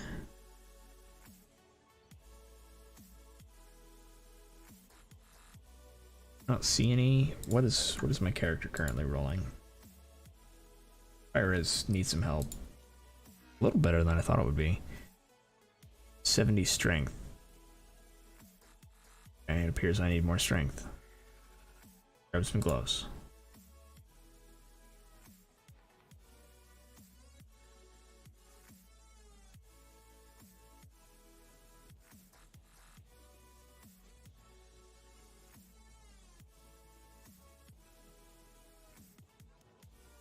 think this is the worst part of leveling for me. Having to like balance everything. These have reduced movement speed on low life.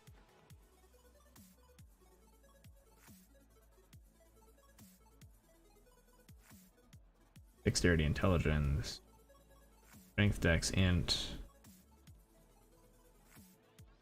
I don't really like those though. What about shield?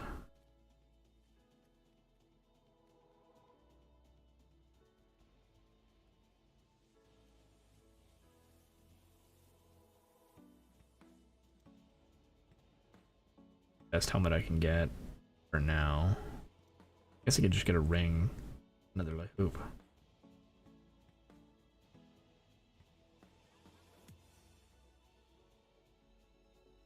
Yeah, that's probably gonna be better for now. Just do that.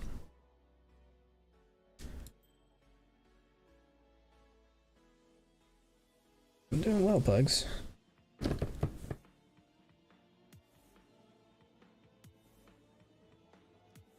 Alright, let's throw this in there, this goes away, and then these.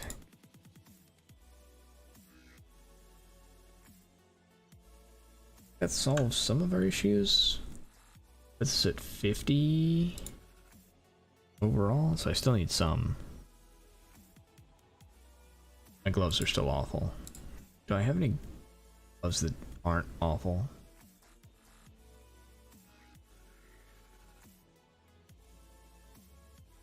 I get better move speed boots.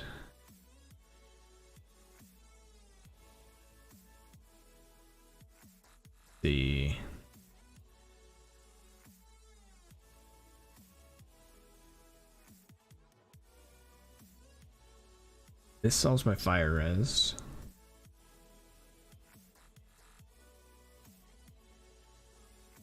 Yeah, we'll do that. Need 2 green somewhere. What are these? Dash and precision. They don't have to be linked. Got a green there. This is why I hate doing this. It's because I'm solving all these problems that I'm not gonna have in like 10 levels. I'm not gonna be using any of these items. Okay. That should cover me pretty well. 75, 51, 51. Yeah, I'm okay with that. It'll work.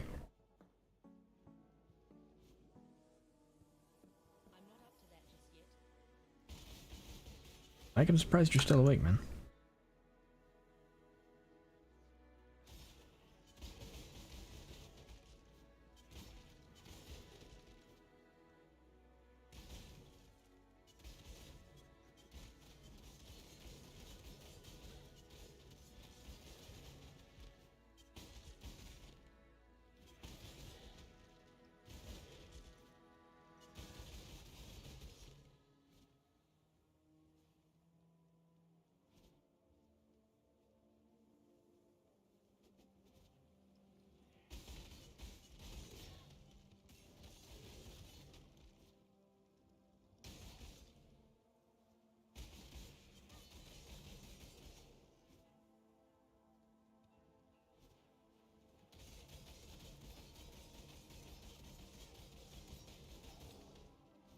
Going pretty well.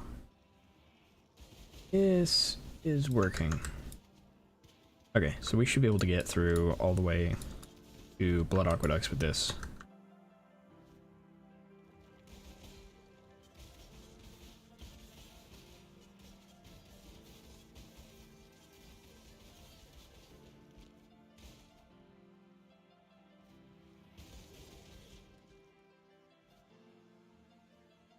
That's what I wanted.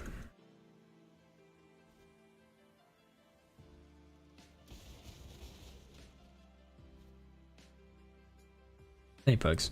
Mike woke up for the same reason he did last night. And I just happened to be on.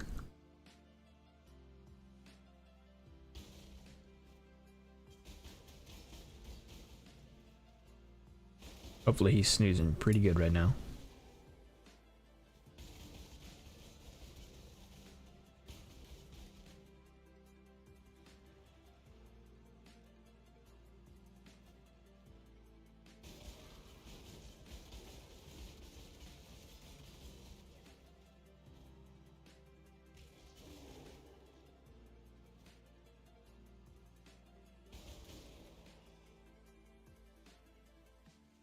Nights in a row, yeah.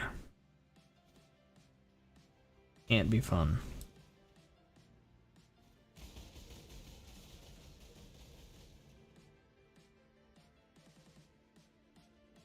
Same like last time, 2 a.m. Ugh.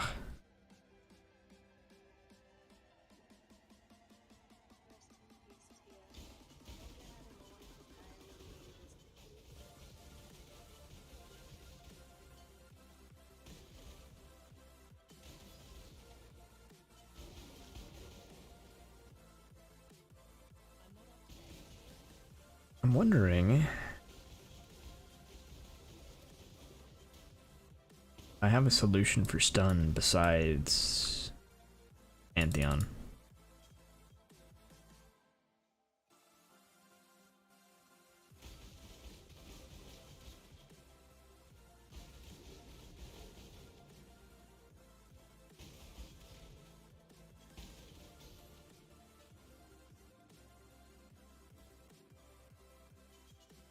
Ambassador, you're an hour ahead of me.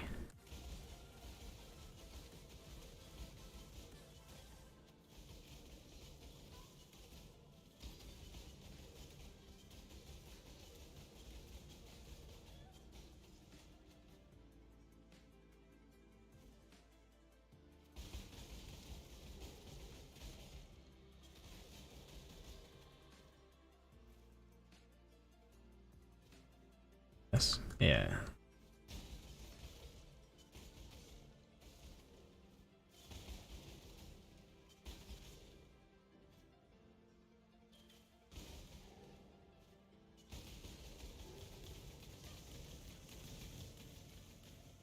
Fighting. I live in a giant mitten.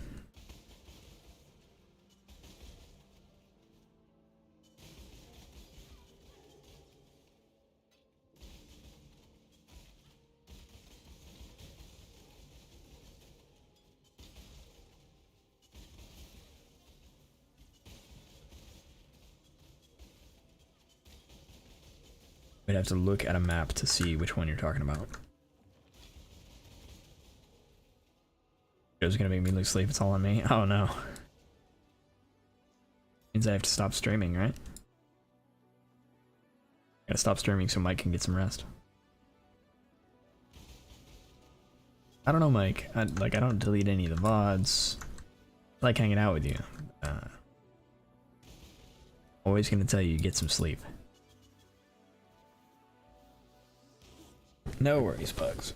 I'm going until 5 or 6, and then we'll take a break so I can get some food and set up for Slime Rancher.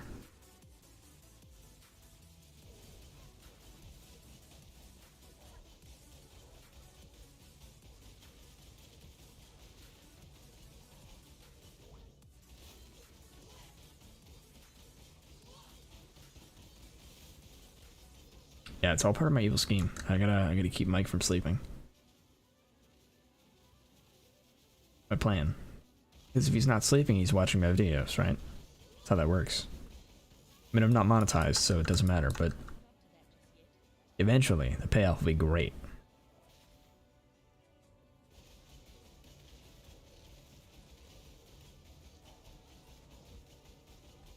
All planned out.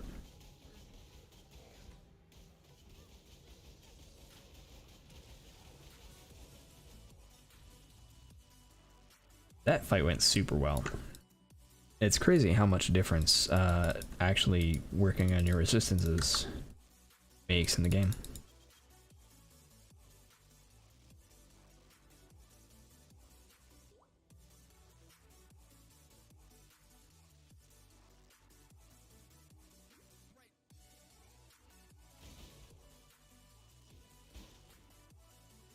Alright.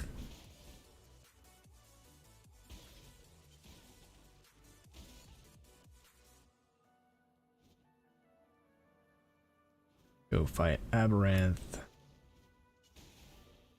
don't think we're gonna have too much problem with him right now.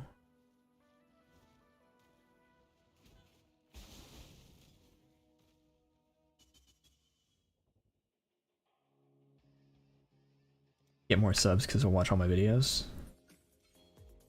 True.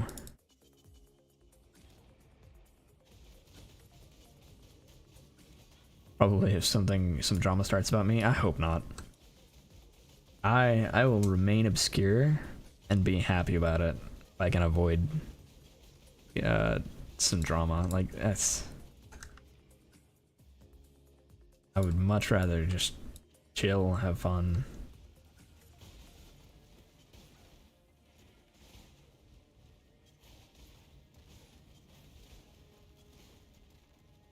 A and H are next to each other. Oh.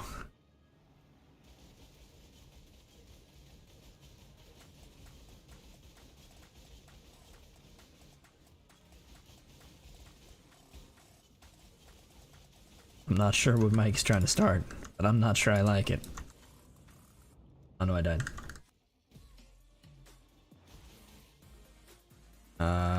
Grace. Wait, did I already have it going? No, it's next. W and E are next to each other, which is worse.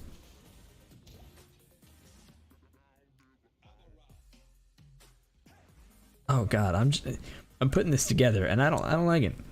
I don't like it.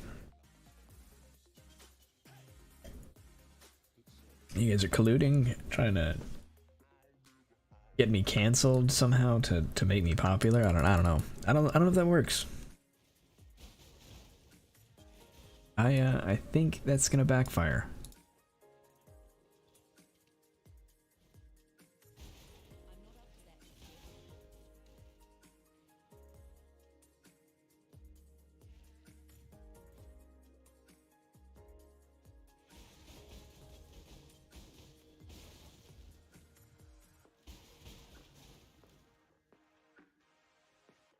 Keep making stuff.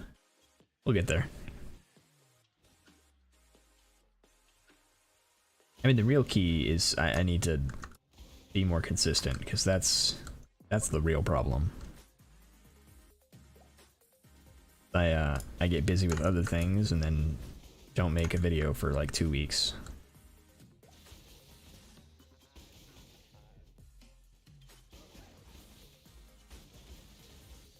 It'll happen. I'm not too worried about the views.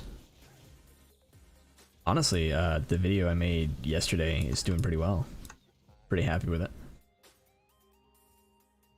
And I was able to make that video in just a couple hours.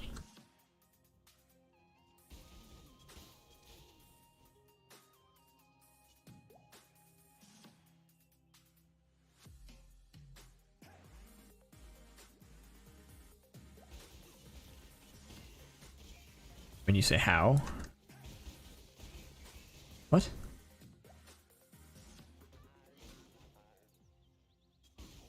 I'm confused. Gotta boost your views somehow. Girlfriend's name is Whoa.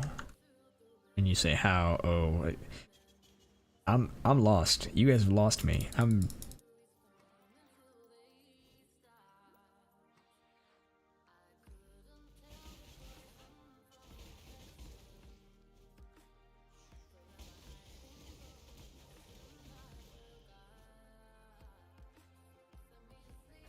That seems to have taken a turn. I'm not,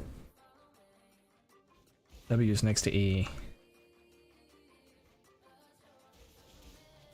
I mean, I was caught up at that point.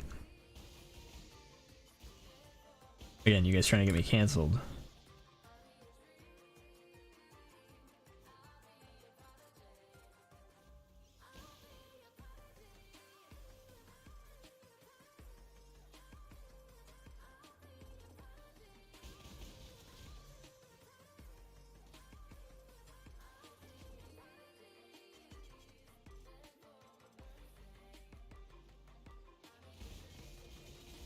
It always makes me sad that I don't think Riswatha has any chance or any greater or lesser chance to drop their unique belt.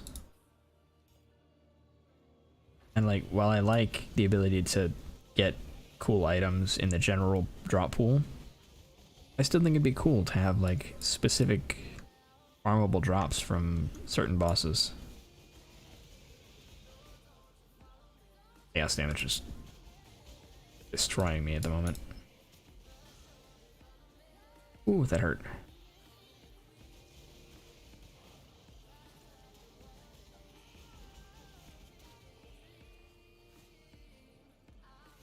Okay, there we go. There we go. Because there's a cool unique belt called Rislatha's Coil. But I don't think Rislatha actually has a better chance of dropping it. At this stage, cancel might not be accurate. More like backspace. I mean, I guess.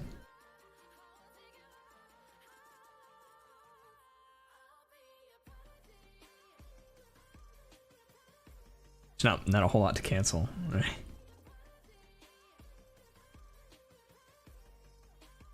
I think we're gonna go with that one for now. But yeah, I'm not worried about views or subs. Like it's gonna happen. And part of the reason this week I'm doing more consistent streaming is to kind of help that along. So I'll probably like I'm trying to do the streams this week because I've got the week off, and I'm just like, all right, I'm gonna try and like push a little bit. Because you know, when I'm putting out videos, when I'm streaming, then I actually do get some traction. So gotta be more consistent. I do think it's a little weird when I get comments on my videos or streams where it's like, oh man, your mic setup is good, or your video editing is really great and professional, and I'm just like, this is like, it seems like bare minimum to me. And then I watch other people's videos who have like similar subs to me, and there are definitely plenty of people who are better than me and have less subs. Like it's almost not even a question of how good you are or how bad you are. But it always entertains me when I'm like watching other videos and I see some things and I'm just like, why not just fix it? Like, that seems like something you could have fixed in the video super easily, and you just chose not to. But I don't know, I think I'm also just persnickety about certain things. Like, so much of my time goes into editing out things where I've like left too much space between conversation, or taking out a bad take where I'm like, I've generally got either a general script or an idea of what I'm gonna say for some videos, and I'll mess it up on one video or in one take, and I'll just say it again but say it better, and so I have to then cut it out. But that seems like such a minuscule effort as opposed to like leaving it in or going, I meant this. I don't know.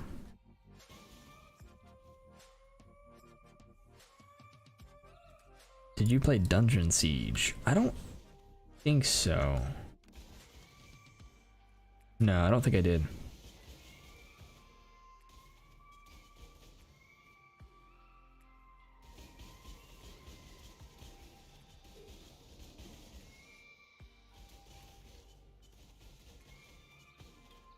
One thing missing from MMOs is secret routes or routes. I mean, maybe? I think it depends on the MMO. So, Guild Wars, specifically Guild Wars 2, was one that I spent a lot of time playing. Guild Wars 2 had a bunch of jumping puzzles, like a ton of jumping puzzles, and I loved that aspect of the game. Like, I like exploration in games, and so the jumping puzzles in Guild Wars were always a ton of fun for me. Like, I spend a lot of time in almost any game that I'm playing doing stuff like that.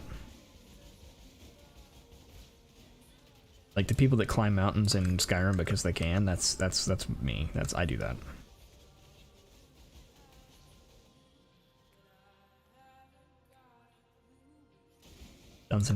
Dungeon Siege 2 was good, especially. Yeah, I'll have to I'll have to look. I don't recognize it.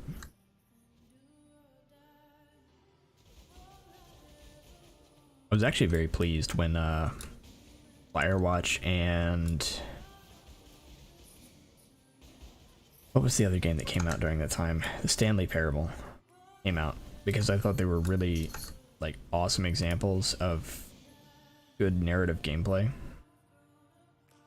And I feel like that, you know, kind of got dropped by the wayside for quite some time. Old EQ was awesome for that. No mouse in game or out for a long time. How do you sustain frenzy on bosses? So, Davian, we're doing a couple things to sustain frenzy. But for bosses, because bosses are unique, we are utilizing this right here. The Way of the Poacher. The first ascendancy we picked up, and it's a 20% chance to gain frenzy charge when you hit rare unique. We have that, as well as quality level 20 or quality plus 20 on our flicker strike, which boosts us up to 20% chance to gain frenzy charge on hit on the skill innately, because that 20% gives us an extra 5, so it goes from 15 to 20, so that's a 40% chance overall. And then the last part of it is this right here, which is our mark mastery, gives us another 10% on marked enemies. So that's 50% altogether. We hit 3 times with multi-strike, so in theory we should always get 1 out of those 3. Working pretty well so far. I'm not too worried about it.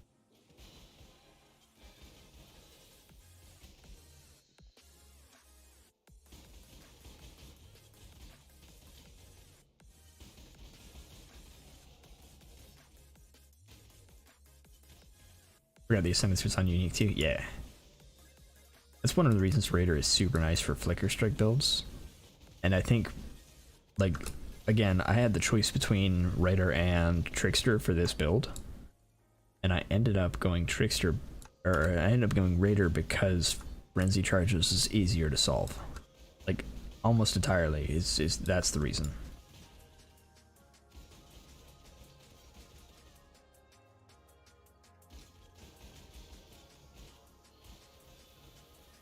Reminds me of some my experiences getting stuck jumping through crevices or hills and restarting the whole run because I forgot to save. Oh, that is one thing that I will not miss from the old days of gaming, is auto-saving being a thing.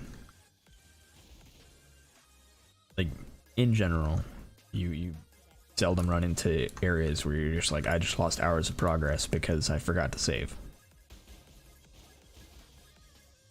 Like, that doesn't happen nearly as much.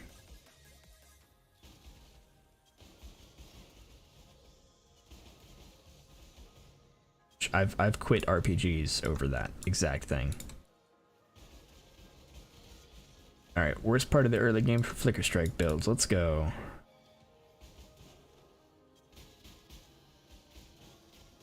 Oh, look at all that corrupted blood. For what? For nothing.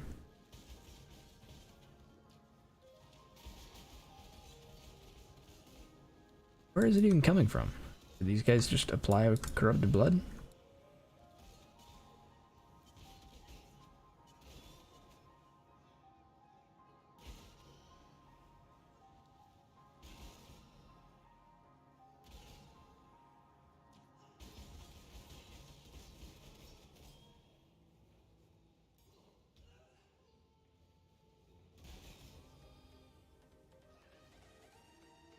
I really hate this part of the campaign for Flicker Strike, because there's very little you can do to stay inside this circle. It's annoying.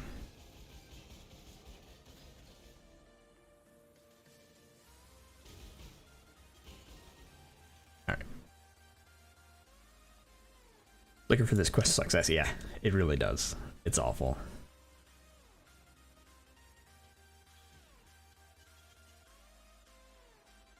More damage with frenzy charge stacking. Yeah, so I think Trickster ends up with more damage overall, because you get 2 flicker strike or 2 frenzy charges for your frenzy charge stacking. And so while Raider gets the extra ascendancy that gives you more damage, he'll get more damage for frenzy charges with just Flicker Strike.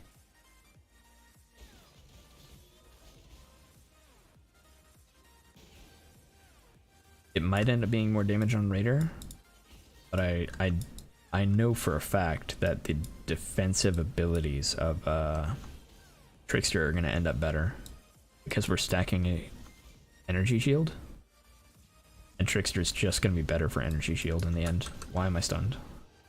Cute. I'm surprised you don't utilize the totem being melee. That would probably help. We are going to utilize totems,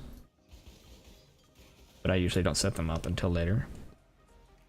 We end up using Ancestral and our Ancestral Protector and Ancestral. What's the other one? I don't remember what the other one is. But yeah, we're gonna use multiple totems and get both of them, Protector and I forgot the other one. Playing Odyssey on my friends. Xbox and cleared like 2 fortresses in the game. Didn't save and died. Ugh. War Chief, yes. That's the one. Yeah, like... So, we're going to be using another Thread of Hope right here. And that'll be to reach Iron Reflexes, but it'll also allow us to get Panopticon. Which is going to be absolutely huge.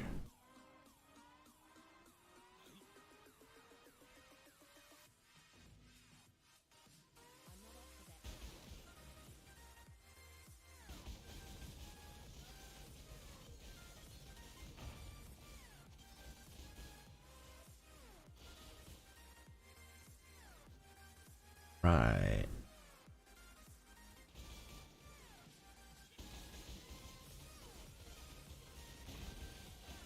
Oh yeah, Brine King's usually up to the top left. That way.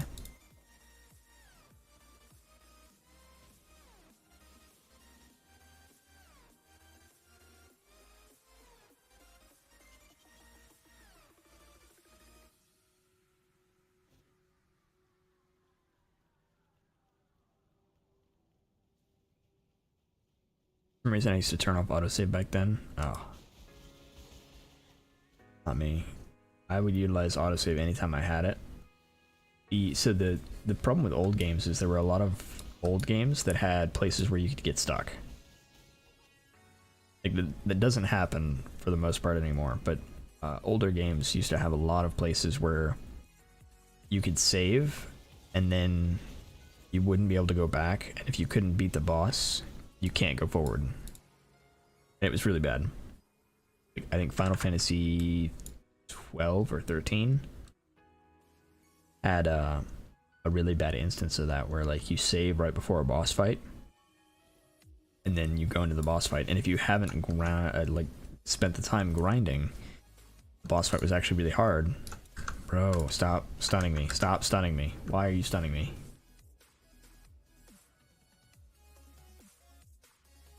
Yeah, it's really bad.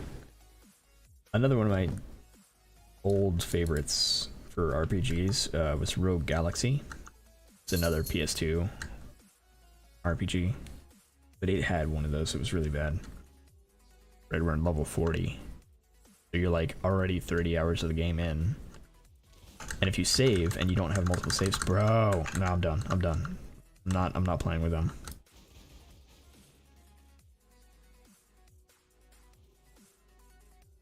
Not worth it. I can destroy everything else in the game, but I can't deal with them because they still unlock me.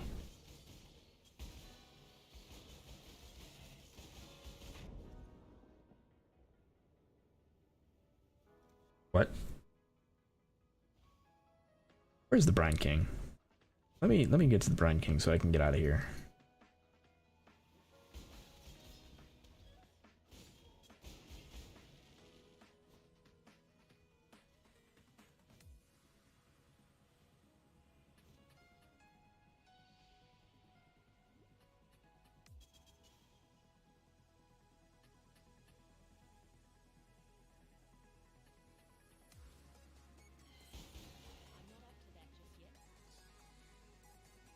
Yeah, it's bad. I think like one of the most annoying things with RPGs in general, but old RPGs are particularly bad about it, is introducing you to new areas, and then you have to spend like 2 hours talking to everyone in town. That's what you do in RPGs like that. Like, you gotta go talk to everybody in town and make sure nobody's gonna give you something that's vitally important.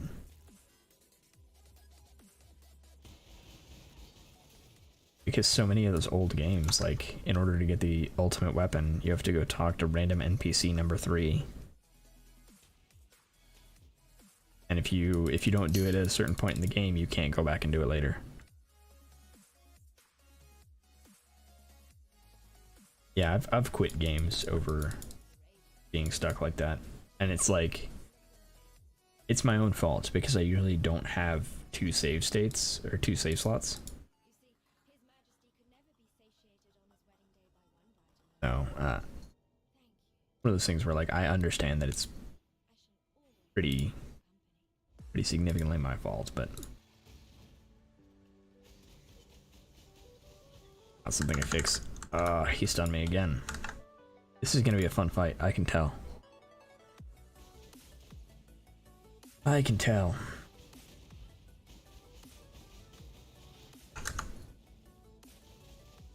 Gotta get out. There we go.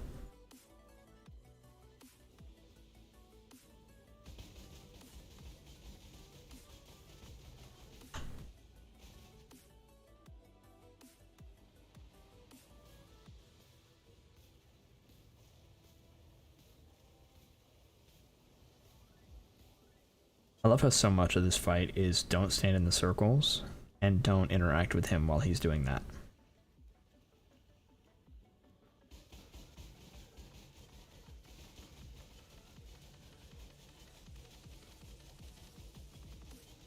Brian King is another one of the boss fights that I really hate. He has so many of these phases where I can't damage him. I can't do anything. Let's just wait. Stand around and wait. And he goes into that mode, so I can't damage him still.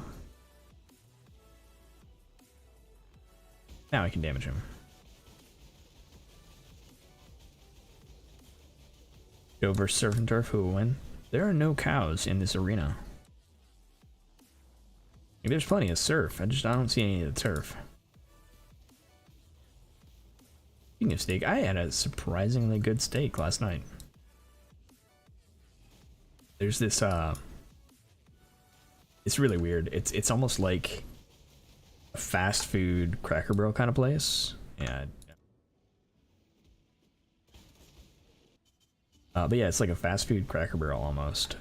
And like, it's got surprisingly really good food. The Elouse? It's dead is what it is. That's why I can't get stun locked anymore. But you get to kind of be frozen because I hate being frozen.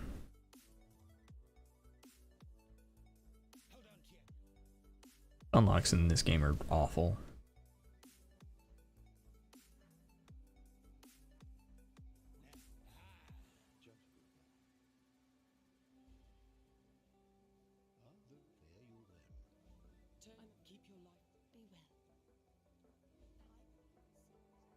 Way?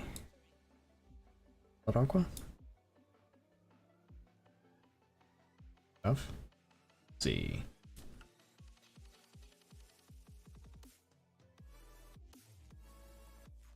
One of my rings. Don't want to use it yet because I want to wait for this. This is okay. This helmet isn't actually very good for me. Like, it's got intelligence and that's great and wonderful, but I think I want resistance more than anything else on it.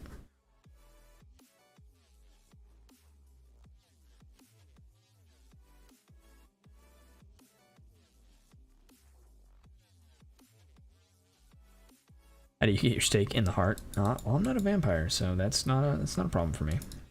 I usually order my steak medium, Like I go medium or medium rare, but I tend to go more medium because definitions of medium rare vary pretty wildly between like where you get your steaks.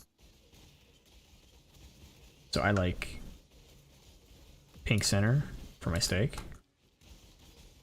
But there are some places where like if you get medium rare, it's still red. That seems like strictly rare quality to me. Medium is the safe space for me.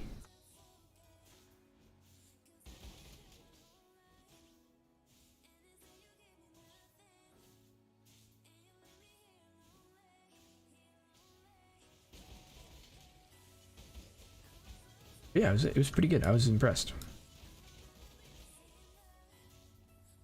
It was well cooked. It was nice and fairly tender for the cut it was.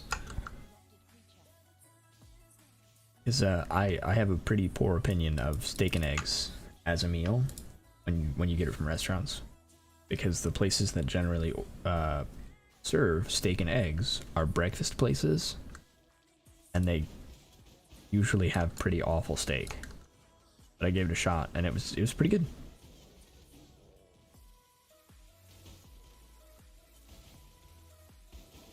I have a friend that gets well done and just drowns the steak in A1 sauce. Why not just get jerky? Like, eat some beef jerky.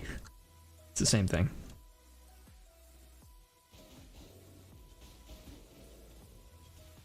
I've known many people who I've spoken with who get their steak well done, and then like I convince them at some point to try. It's like medium well, I could kind of see, but well done, taking all the good parts out of the steak at that point, in my opinion.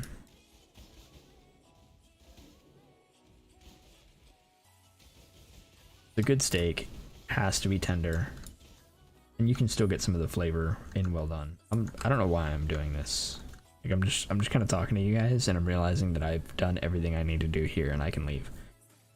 Yeah, so like, I can wrap my head around medium well. Right, if you're really just don't trust, why am I not? There we go. But yeah, like it when it's well done, you're gonna be chewing for a while, taking all the tenderness out. It's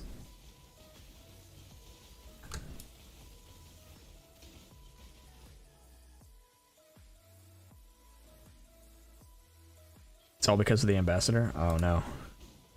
I don't know how you got him pulled in, ambassador. Sorry. We're going way off on tangent. I mean, that's fine. I do actually like A1. Like, I generally do not use steak sauce, because I feel like if I need a steak sauce, something has gone wrong with the preparation. Like, it's not been marinated enough, or it's not been cooked properly. The steak I had last night was prepared pretty well. Like it could have used a little better marinade or some salt and pepper, like something to highlight the flavor. And so I actually would have liked some A1 with it. Just a touch. I think I ended up putting a little Worcestershire sauce on it, just to bring out the flavor a little bit. But like tenderness wise, it was actually pretty good.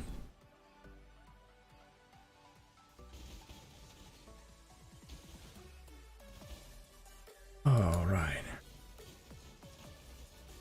All right, you're not worth fighting.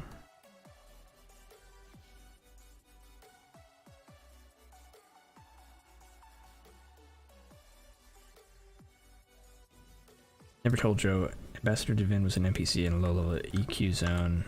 He used to slay noobs. It was higher level name mob compared to most in the area. Oh.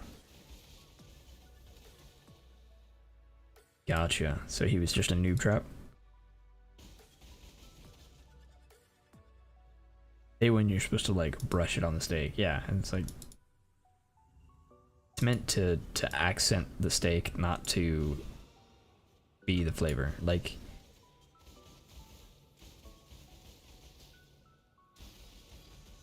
there's a really big difference in like the way I use steak sauce, if I use steak sauce, because I generally never do. But if I'm using steak sauce, it's to complement the flavor, not to replace it. Whereas something like cane sauce, which Mike, you're probably not aware of what Raising Cane's is, but it's essentially just a chicken strip place, and they have, I suppose, something very similar to fry sauce. I'd have to go check, but they have a sauce that is, in my opinion, really, really delicious. And their entire menu is really just made to deliver the sauce to your mouth.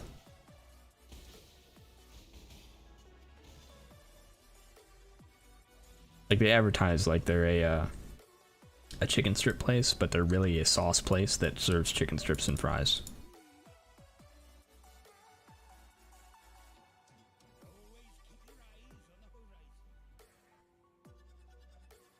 Which cut do I like the most? New York strip. All the way.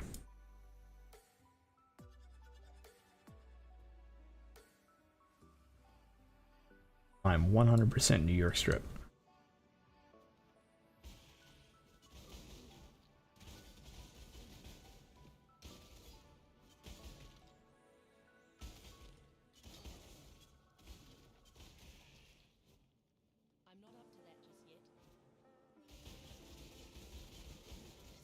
I've had some really good skirt steak as well. Like, I generally just, like, skirt steak is like a super cheap cut that, you know, that's what you would usually expect from like a steak and egg place. It's got like a skirt steak that's really awful and overcooked, but a good, like a well-prepared skirt steak with some chimichurri, that makes for good meal. Now I'm getting hungry. You guys are...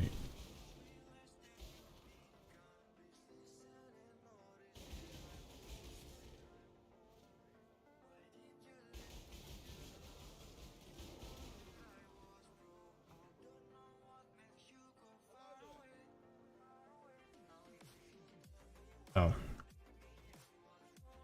Talking about food at 4:30 a.m. is a dangerous game. I mean, I see what you're saying, that it's a dangerous game, but only if you really have like food that you can go munch on, right? There are only so many things that are open at 4:30.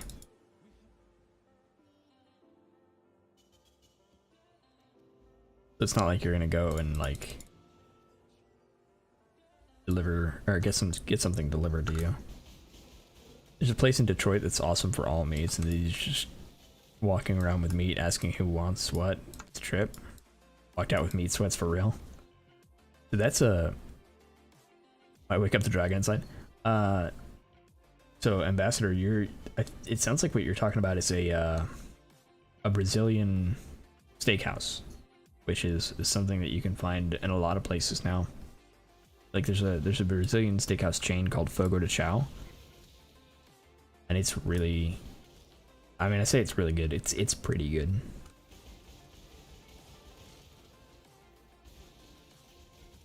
And they just essentially, there's a bunch of people that walk around with a bunch of spits of meat, and they just walk up to your table, and if you want some, you cut you off a slice.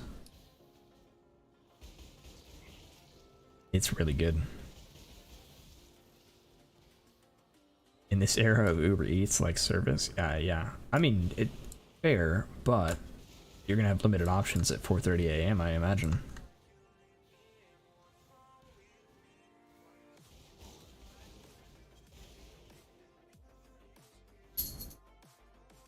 I mean, not zero options, but limited.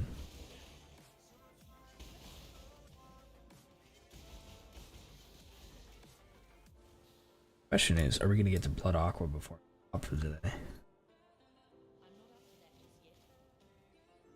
we ended up compromising to fast food, which is even more dangerous. Yeah. True.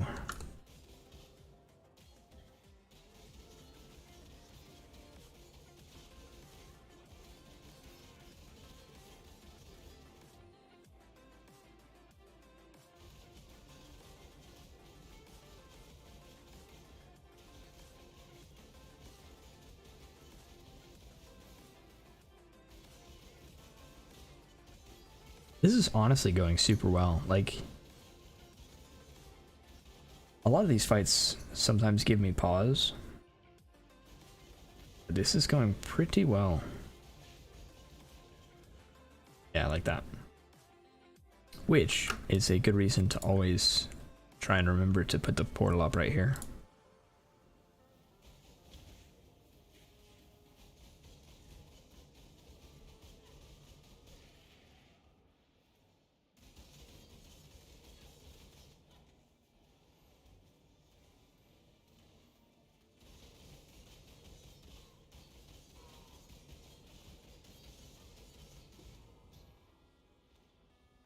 Yeah, probably ended up compromising fast food. It's all in Joe's grand plan. Yeah. I'm gonna get a sponsorship from like Taco Bell, and I'm just gonna talk about awful food decisions, and make sure that the people who are watching are like, it's in the middle of the night wherever they are, then they'll order more Taco Bell. It's honestly ingenious, you know. And then I get free burritos, which is, you know, huge plus. Talk about, yeah, that's you nailed it, Pugs. It's gonna be the stream name. Talk about gameplay. Be good.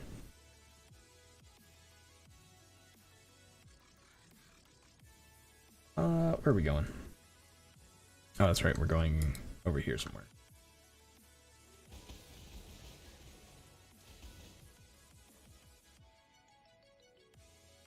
But you got a Taco Bell this year. Nice. Now you can make bad decisions just like me. I love Taco Bell. Like, it's one of my favorite places, like fast food places to eat.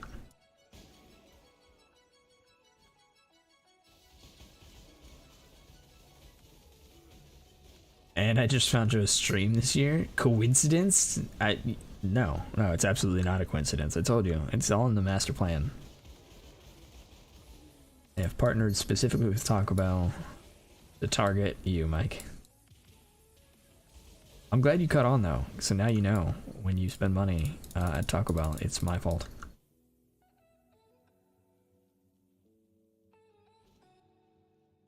Culver's is my number one. Taco Bell's probably number two. I do not know what Culver's is. I'm not familiar.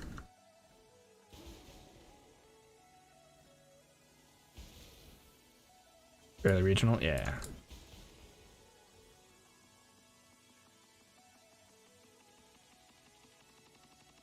I mean, it sounds like you get Pugs on your side, so. What kind of fast food place is Culver's? Is it like burgers and fries, stuff like that? Because if it is, I mean, I've got Whataburger, which I'm actually not a huge fan of Whataburger. Burger joint, fresh made? Okay, yeah. So I've got Whataburger to combat that, but I'm not a huge fan of Whataburger.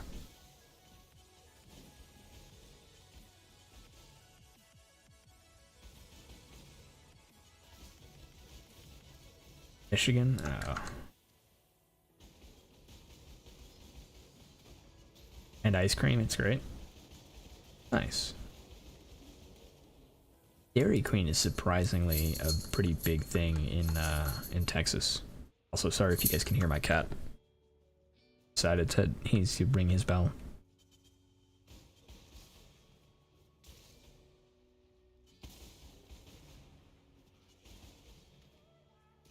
The mitten.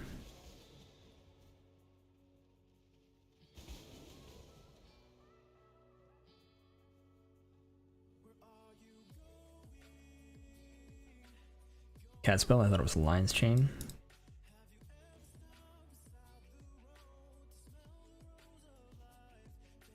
cat in the background. How big is your cat? I mean, he's a 15-ish pound Tom. He's a big house cat.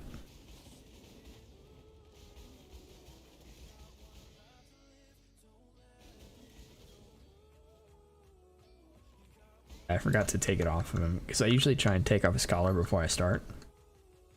Because he's usually quiet. A generally quiet cat.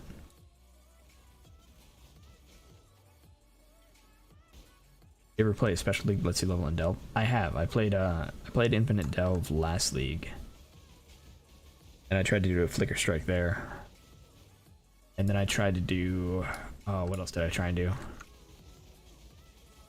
I think that was the first time I tried to do skeleton mages as a build. It was like my first attempt at a minion build, and I was not a fan.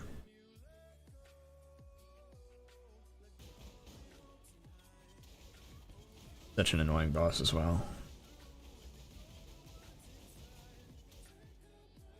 That's why it's an annoying boss for me. Just that ability. Everything else is fine. Like I don't have a problem with any other ability that this boss has, but that one.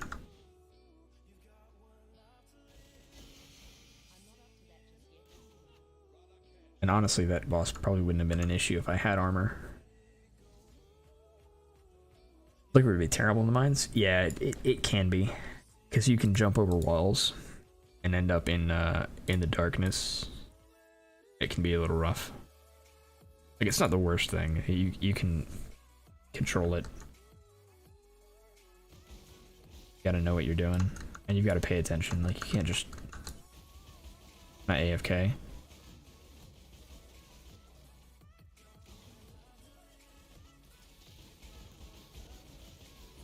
I would love the ability to level in any kind of different way.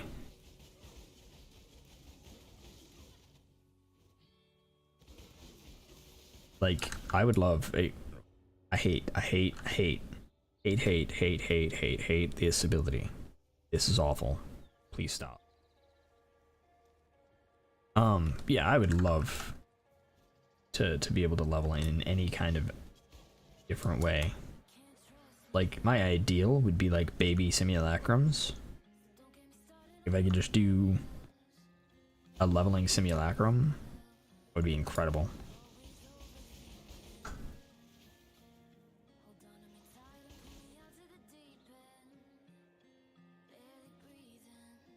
I mean, I get why they don't want you to skip, right? I'm okay with a lot of it. Like, I don't want a Warcraft boost feature. Like, that seems silly. But I would like an alternative.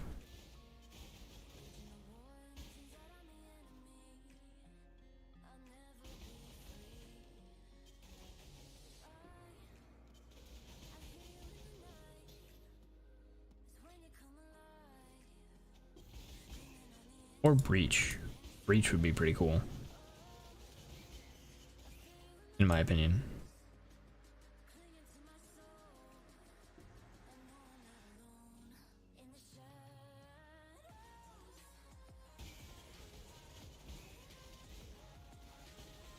I'm actually pretty heavily considering switching up my strategy for maps into a Breach farming strat. Just because I like Breach. It also happens that the amulet that I want eventually is a Breach drop. It's I think it's pure Breach stones that drop the amulet that I need. Lunator's Vow. Because I don't want to buy it. That sounds awful.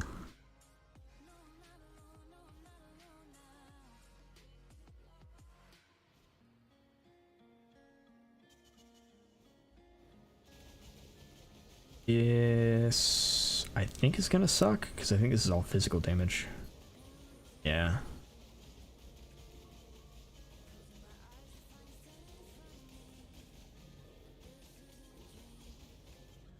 Yeah.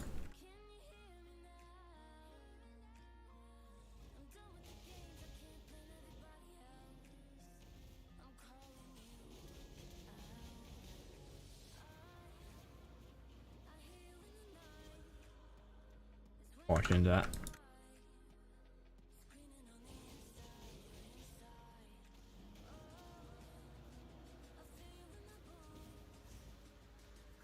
Here we go.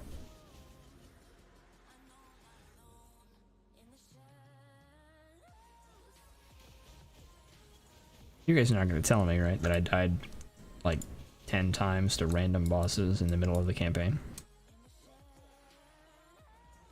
Mike, it's a lot less that it deals tons of damage, and it's a lot more that my equipment is awful. Like, this is almost entirely, I have not kept up with my equipment, and I have the health that I should have at, like, Act 3.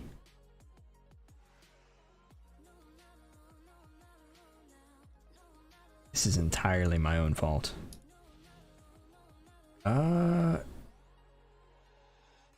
Deliver fireflies. Yeah, okay, I'm good. Oh no, I don't want to do that. I guess while I'm here, I'll turn in stuff. Also, something that I wanted to do at level 48 or something. I don't remember.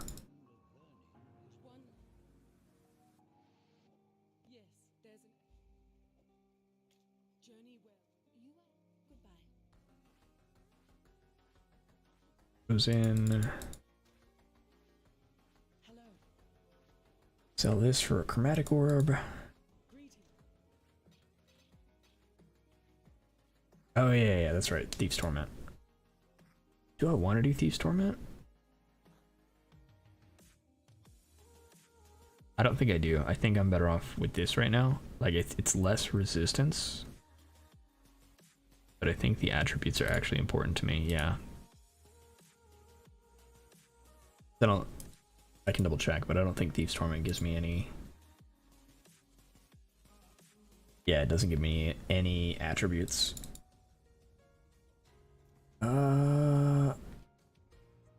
Okay, so what do I want to do here? Because I can grab Iron Reflexes.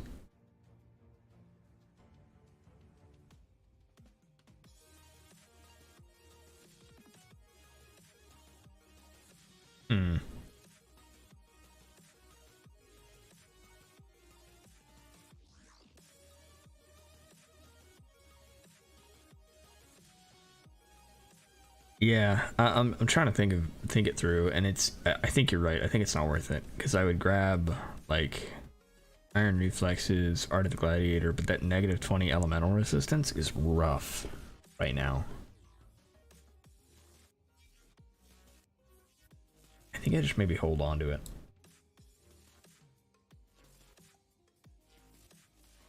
Yeah, I think I'm just gonna sit on the points right now. Not great, but it's there's a quest in here that I haven't done. Extra frenzy charge? True. You're right. I could get 2 extra frenzy charges. We're right. Let me do that.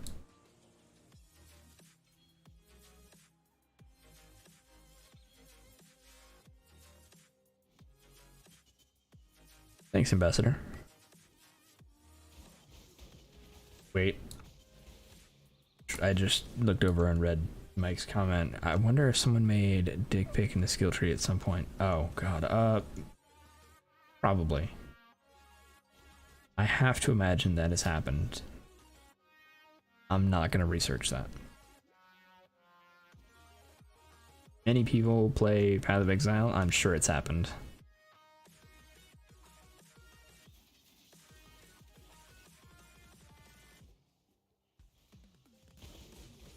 Honestly, I'd be more surprised if I found out it had not happened.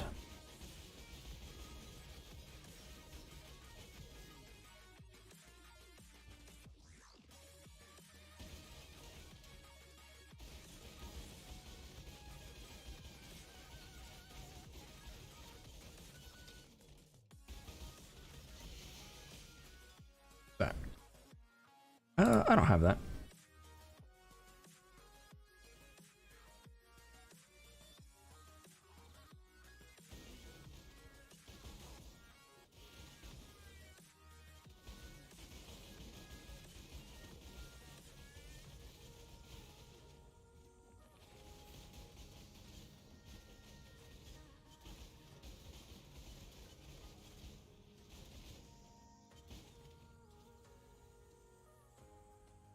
Alright, into the causeway, where we will probably die.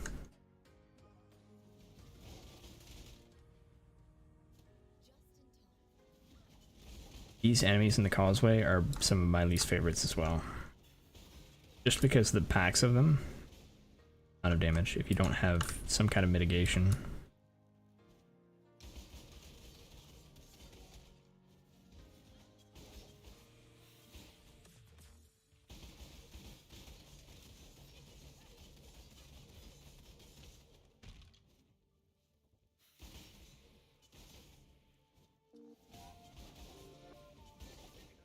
Looks like our single target frenzy generation isn't too bad still.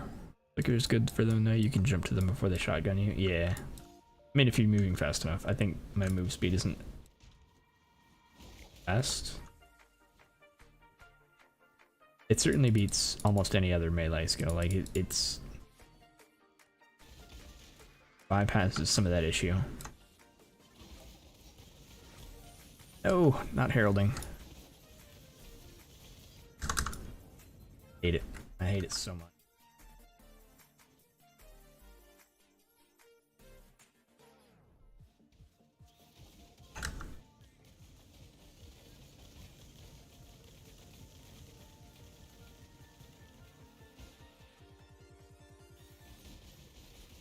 Yeah, I hate heralding. I really just hate any ability that punishes you for standing still. Like, telegraphed abilities that are just like, hey, you should move or you're gonna die. Like, that's one thing. But the lightning, I think Stormcaller, the lightning guy, the lightning clone of you that explodes, that has always been awful to me, and heralding is the worst. And it's just like, man, I hope you don't stay in one place for too long or attack fast or like to be close to the enemy, because you better be a spellcaster.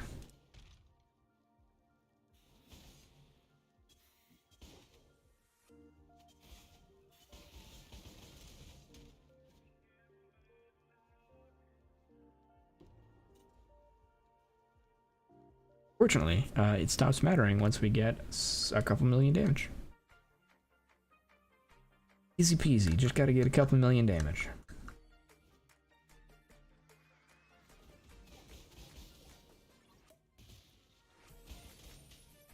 I keep hoping that the Path of Exile team, like, tones down some of the damage that those things do. Like, the lightning clone does so much damage. Like, it's absurd how much damage it does. Because with 5k HP and max lightning res, you can get one shot by them. And I think that's absurd. Ooh, that hurt.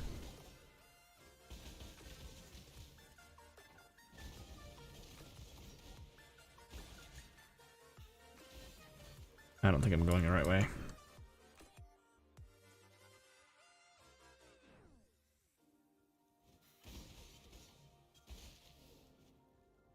Until then, suffer. Yeah, pretty much.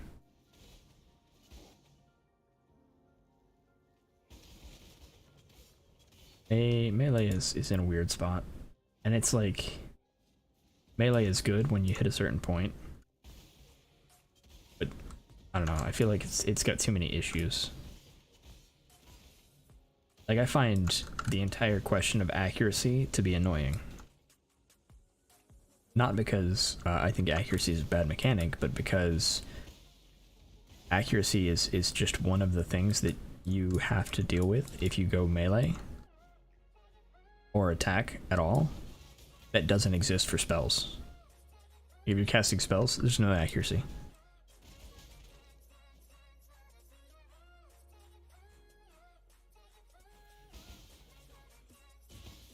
Accuracy is actually broken in Kalandra? Yeah. So I have an accuracy stacking flicker strike set up, but it's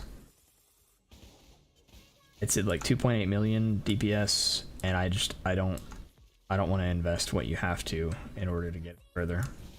Because in order to get it any further, I'd have to invest a ton.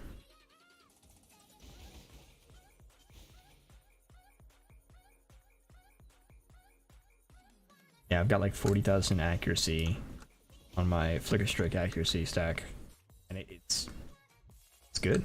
Like I can farm juice stuff pretty well, but in order to scale it further, gotta like invest in some crazy high-end rings. I need precursors emblems, basically. You're talking about Palstron?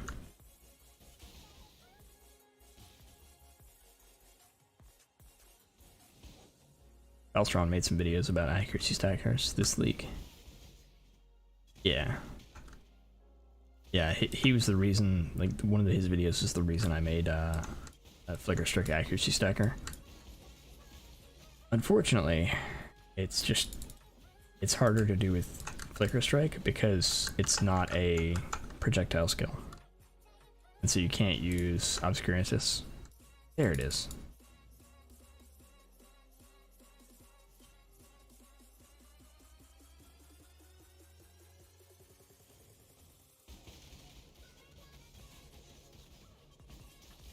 The rings he's using are the ones that I'm just like, I don't care enough to invest that much. Because I've got one, and it's got a 12%, I think. But in order to scale the build further, like push it, I'd need a 20. And it's like 40 div minimum for that ring.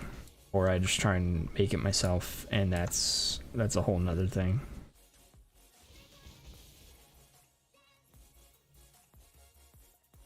And with the trade-in league being as rough as it is, it's hard to make a profit on failure rings for me.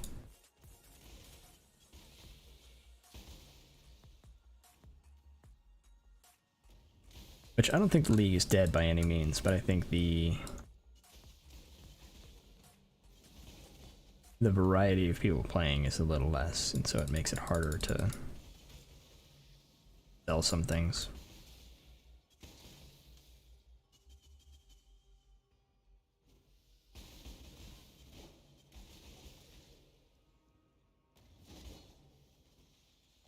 I'm not up to that just yet. Not much of a crafter myself, dabble a bit usually for my own purposes rather than sell. So I don't generally sell for crafting in Path. I've gotten more into it this league, but it's all been like, I crafted this for myself, or this craft is something I was trying to do for myself and ended up okay for something else, so I'll try and sell it. But the things that I've been working on have all been like off meta enough that I'm like the only person doing it, you know? Because like, if you've seen my Herald of Thunder video, I did Herald of Thunder on a Juggernaut. I think if you go to PoE Ninja at the moment, there are 0 like, you can't find a Herald of Thunder Juggernaut. Like, you won't even find mine, because mine is only level 93. I think PoE Ninja only goes up to like, or down to level 98 or 97. But some of the things I was crafting were for that. And so while I made some like really incredible crafts, they're on the wrong base type for basically everybody. So while I had a helmet that's like 30 divs, if it were on a Blizzard crown, it's only like I can't sell it at all. It's worth like 2, maybe.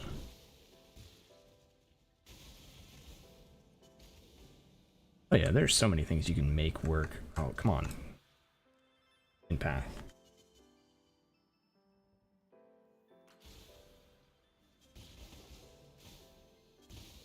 I think we'll finish our Kali, hit the ramparts, call it for Path today.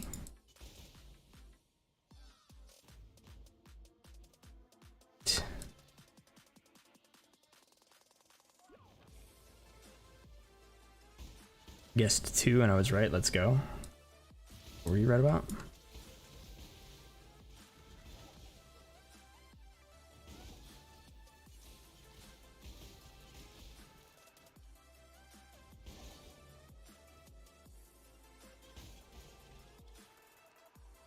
I guessed 2 and I was right. What are you talking about, Pugs? I'm a little lost. How many divs for the helmet? Yeah. I think I've still got it on the market for 2, and it's not worth anything. Nobody's willing to buy it because it's just no one's playing an armor-based Herald of Thunder for good reason. It's expensive to get to work.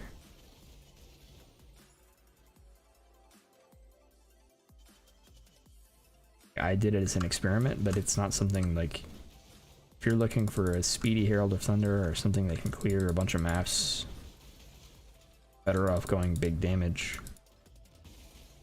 I like how tanky it is, and I like it, but it's not going to be for everybody. Alright, we've got 2 more. Let's grab that.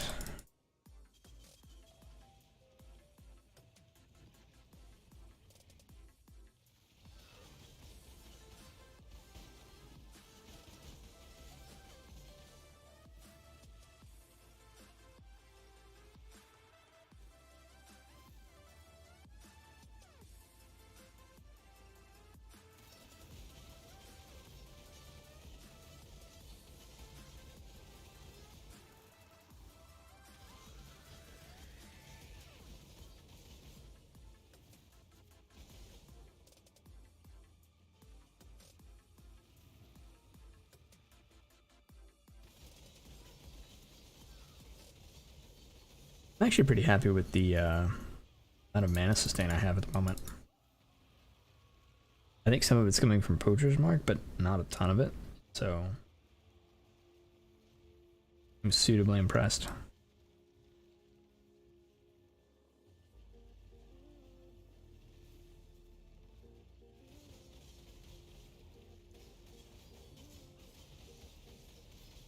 Yeah, that's the part where I usually die.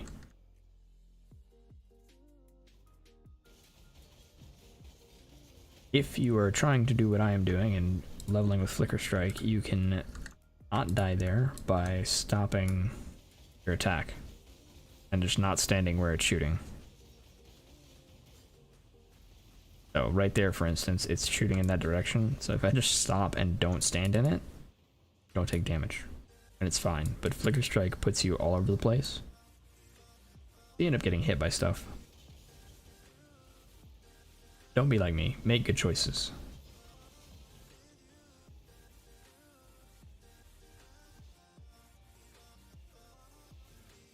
Ow. I always use a totem. Yeah, it's... Again, make smart choices.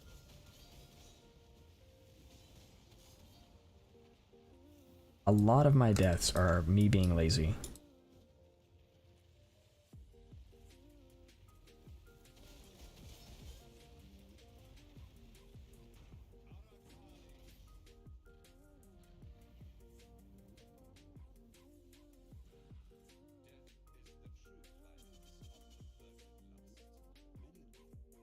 Alright.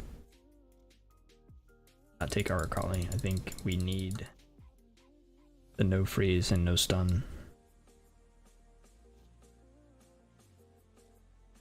7. Turn in any quests I have.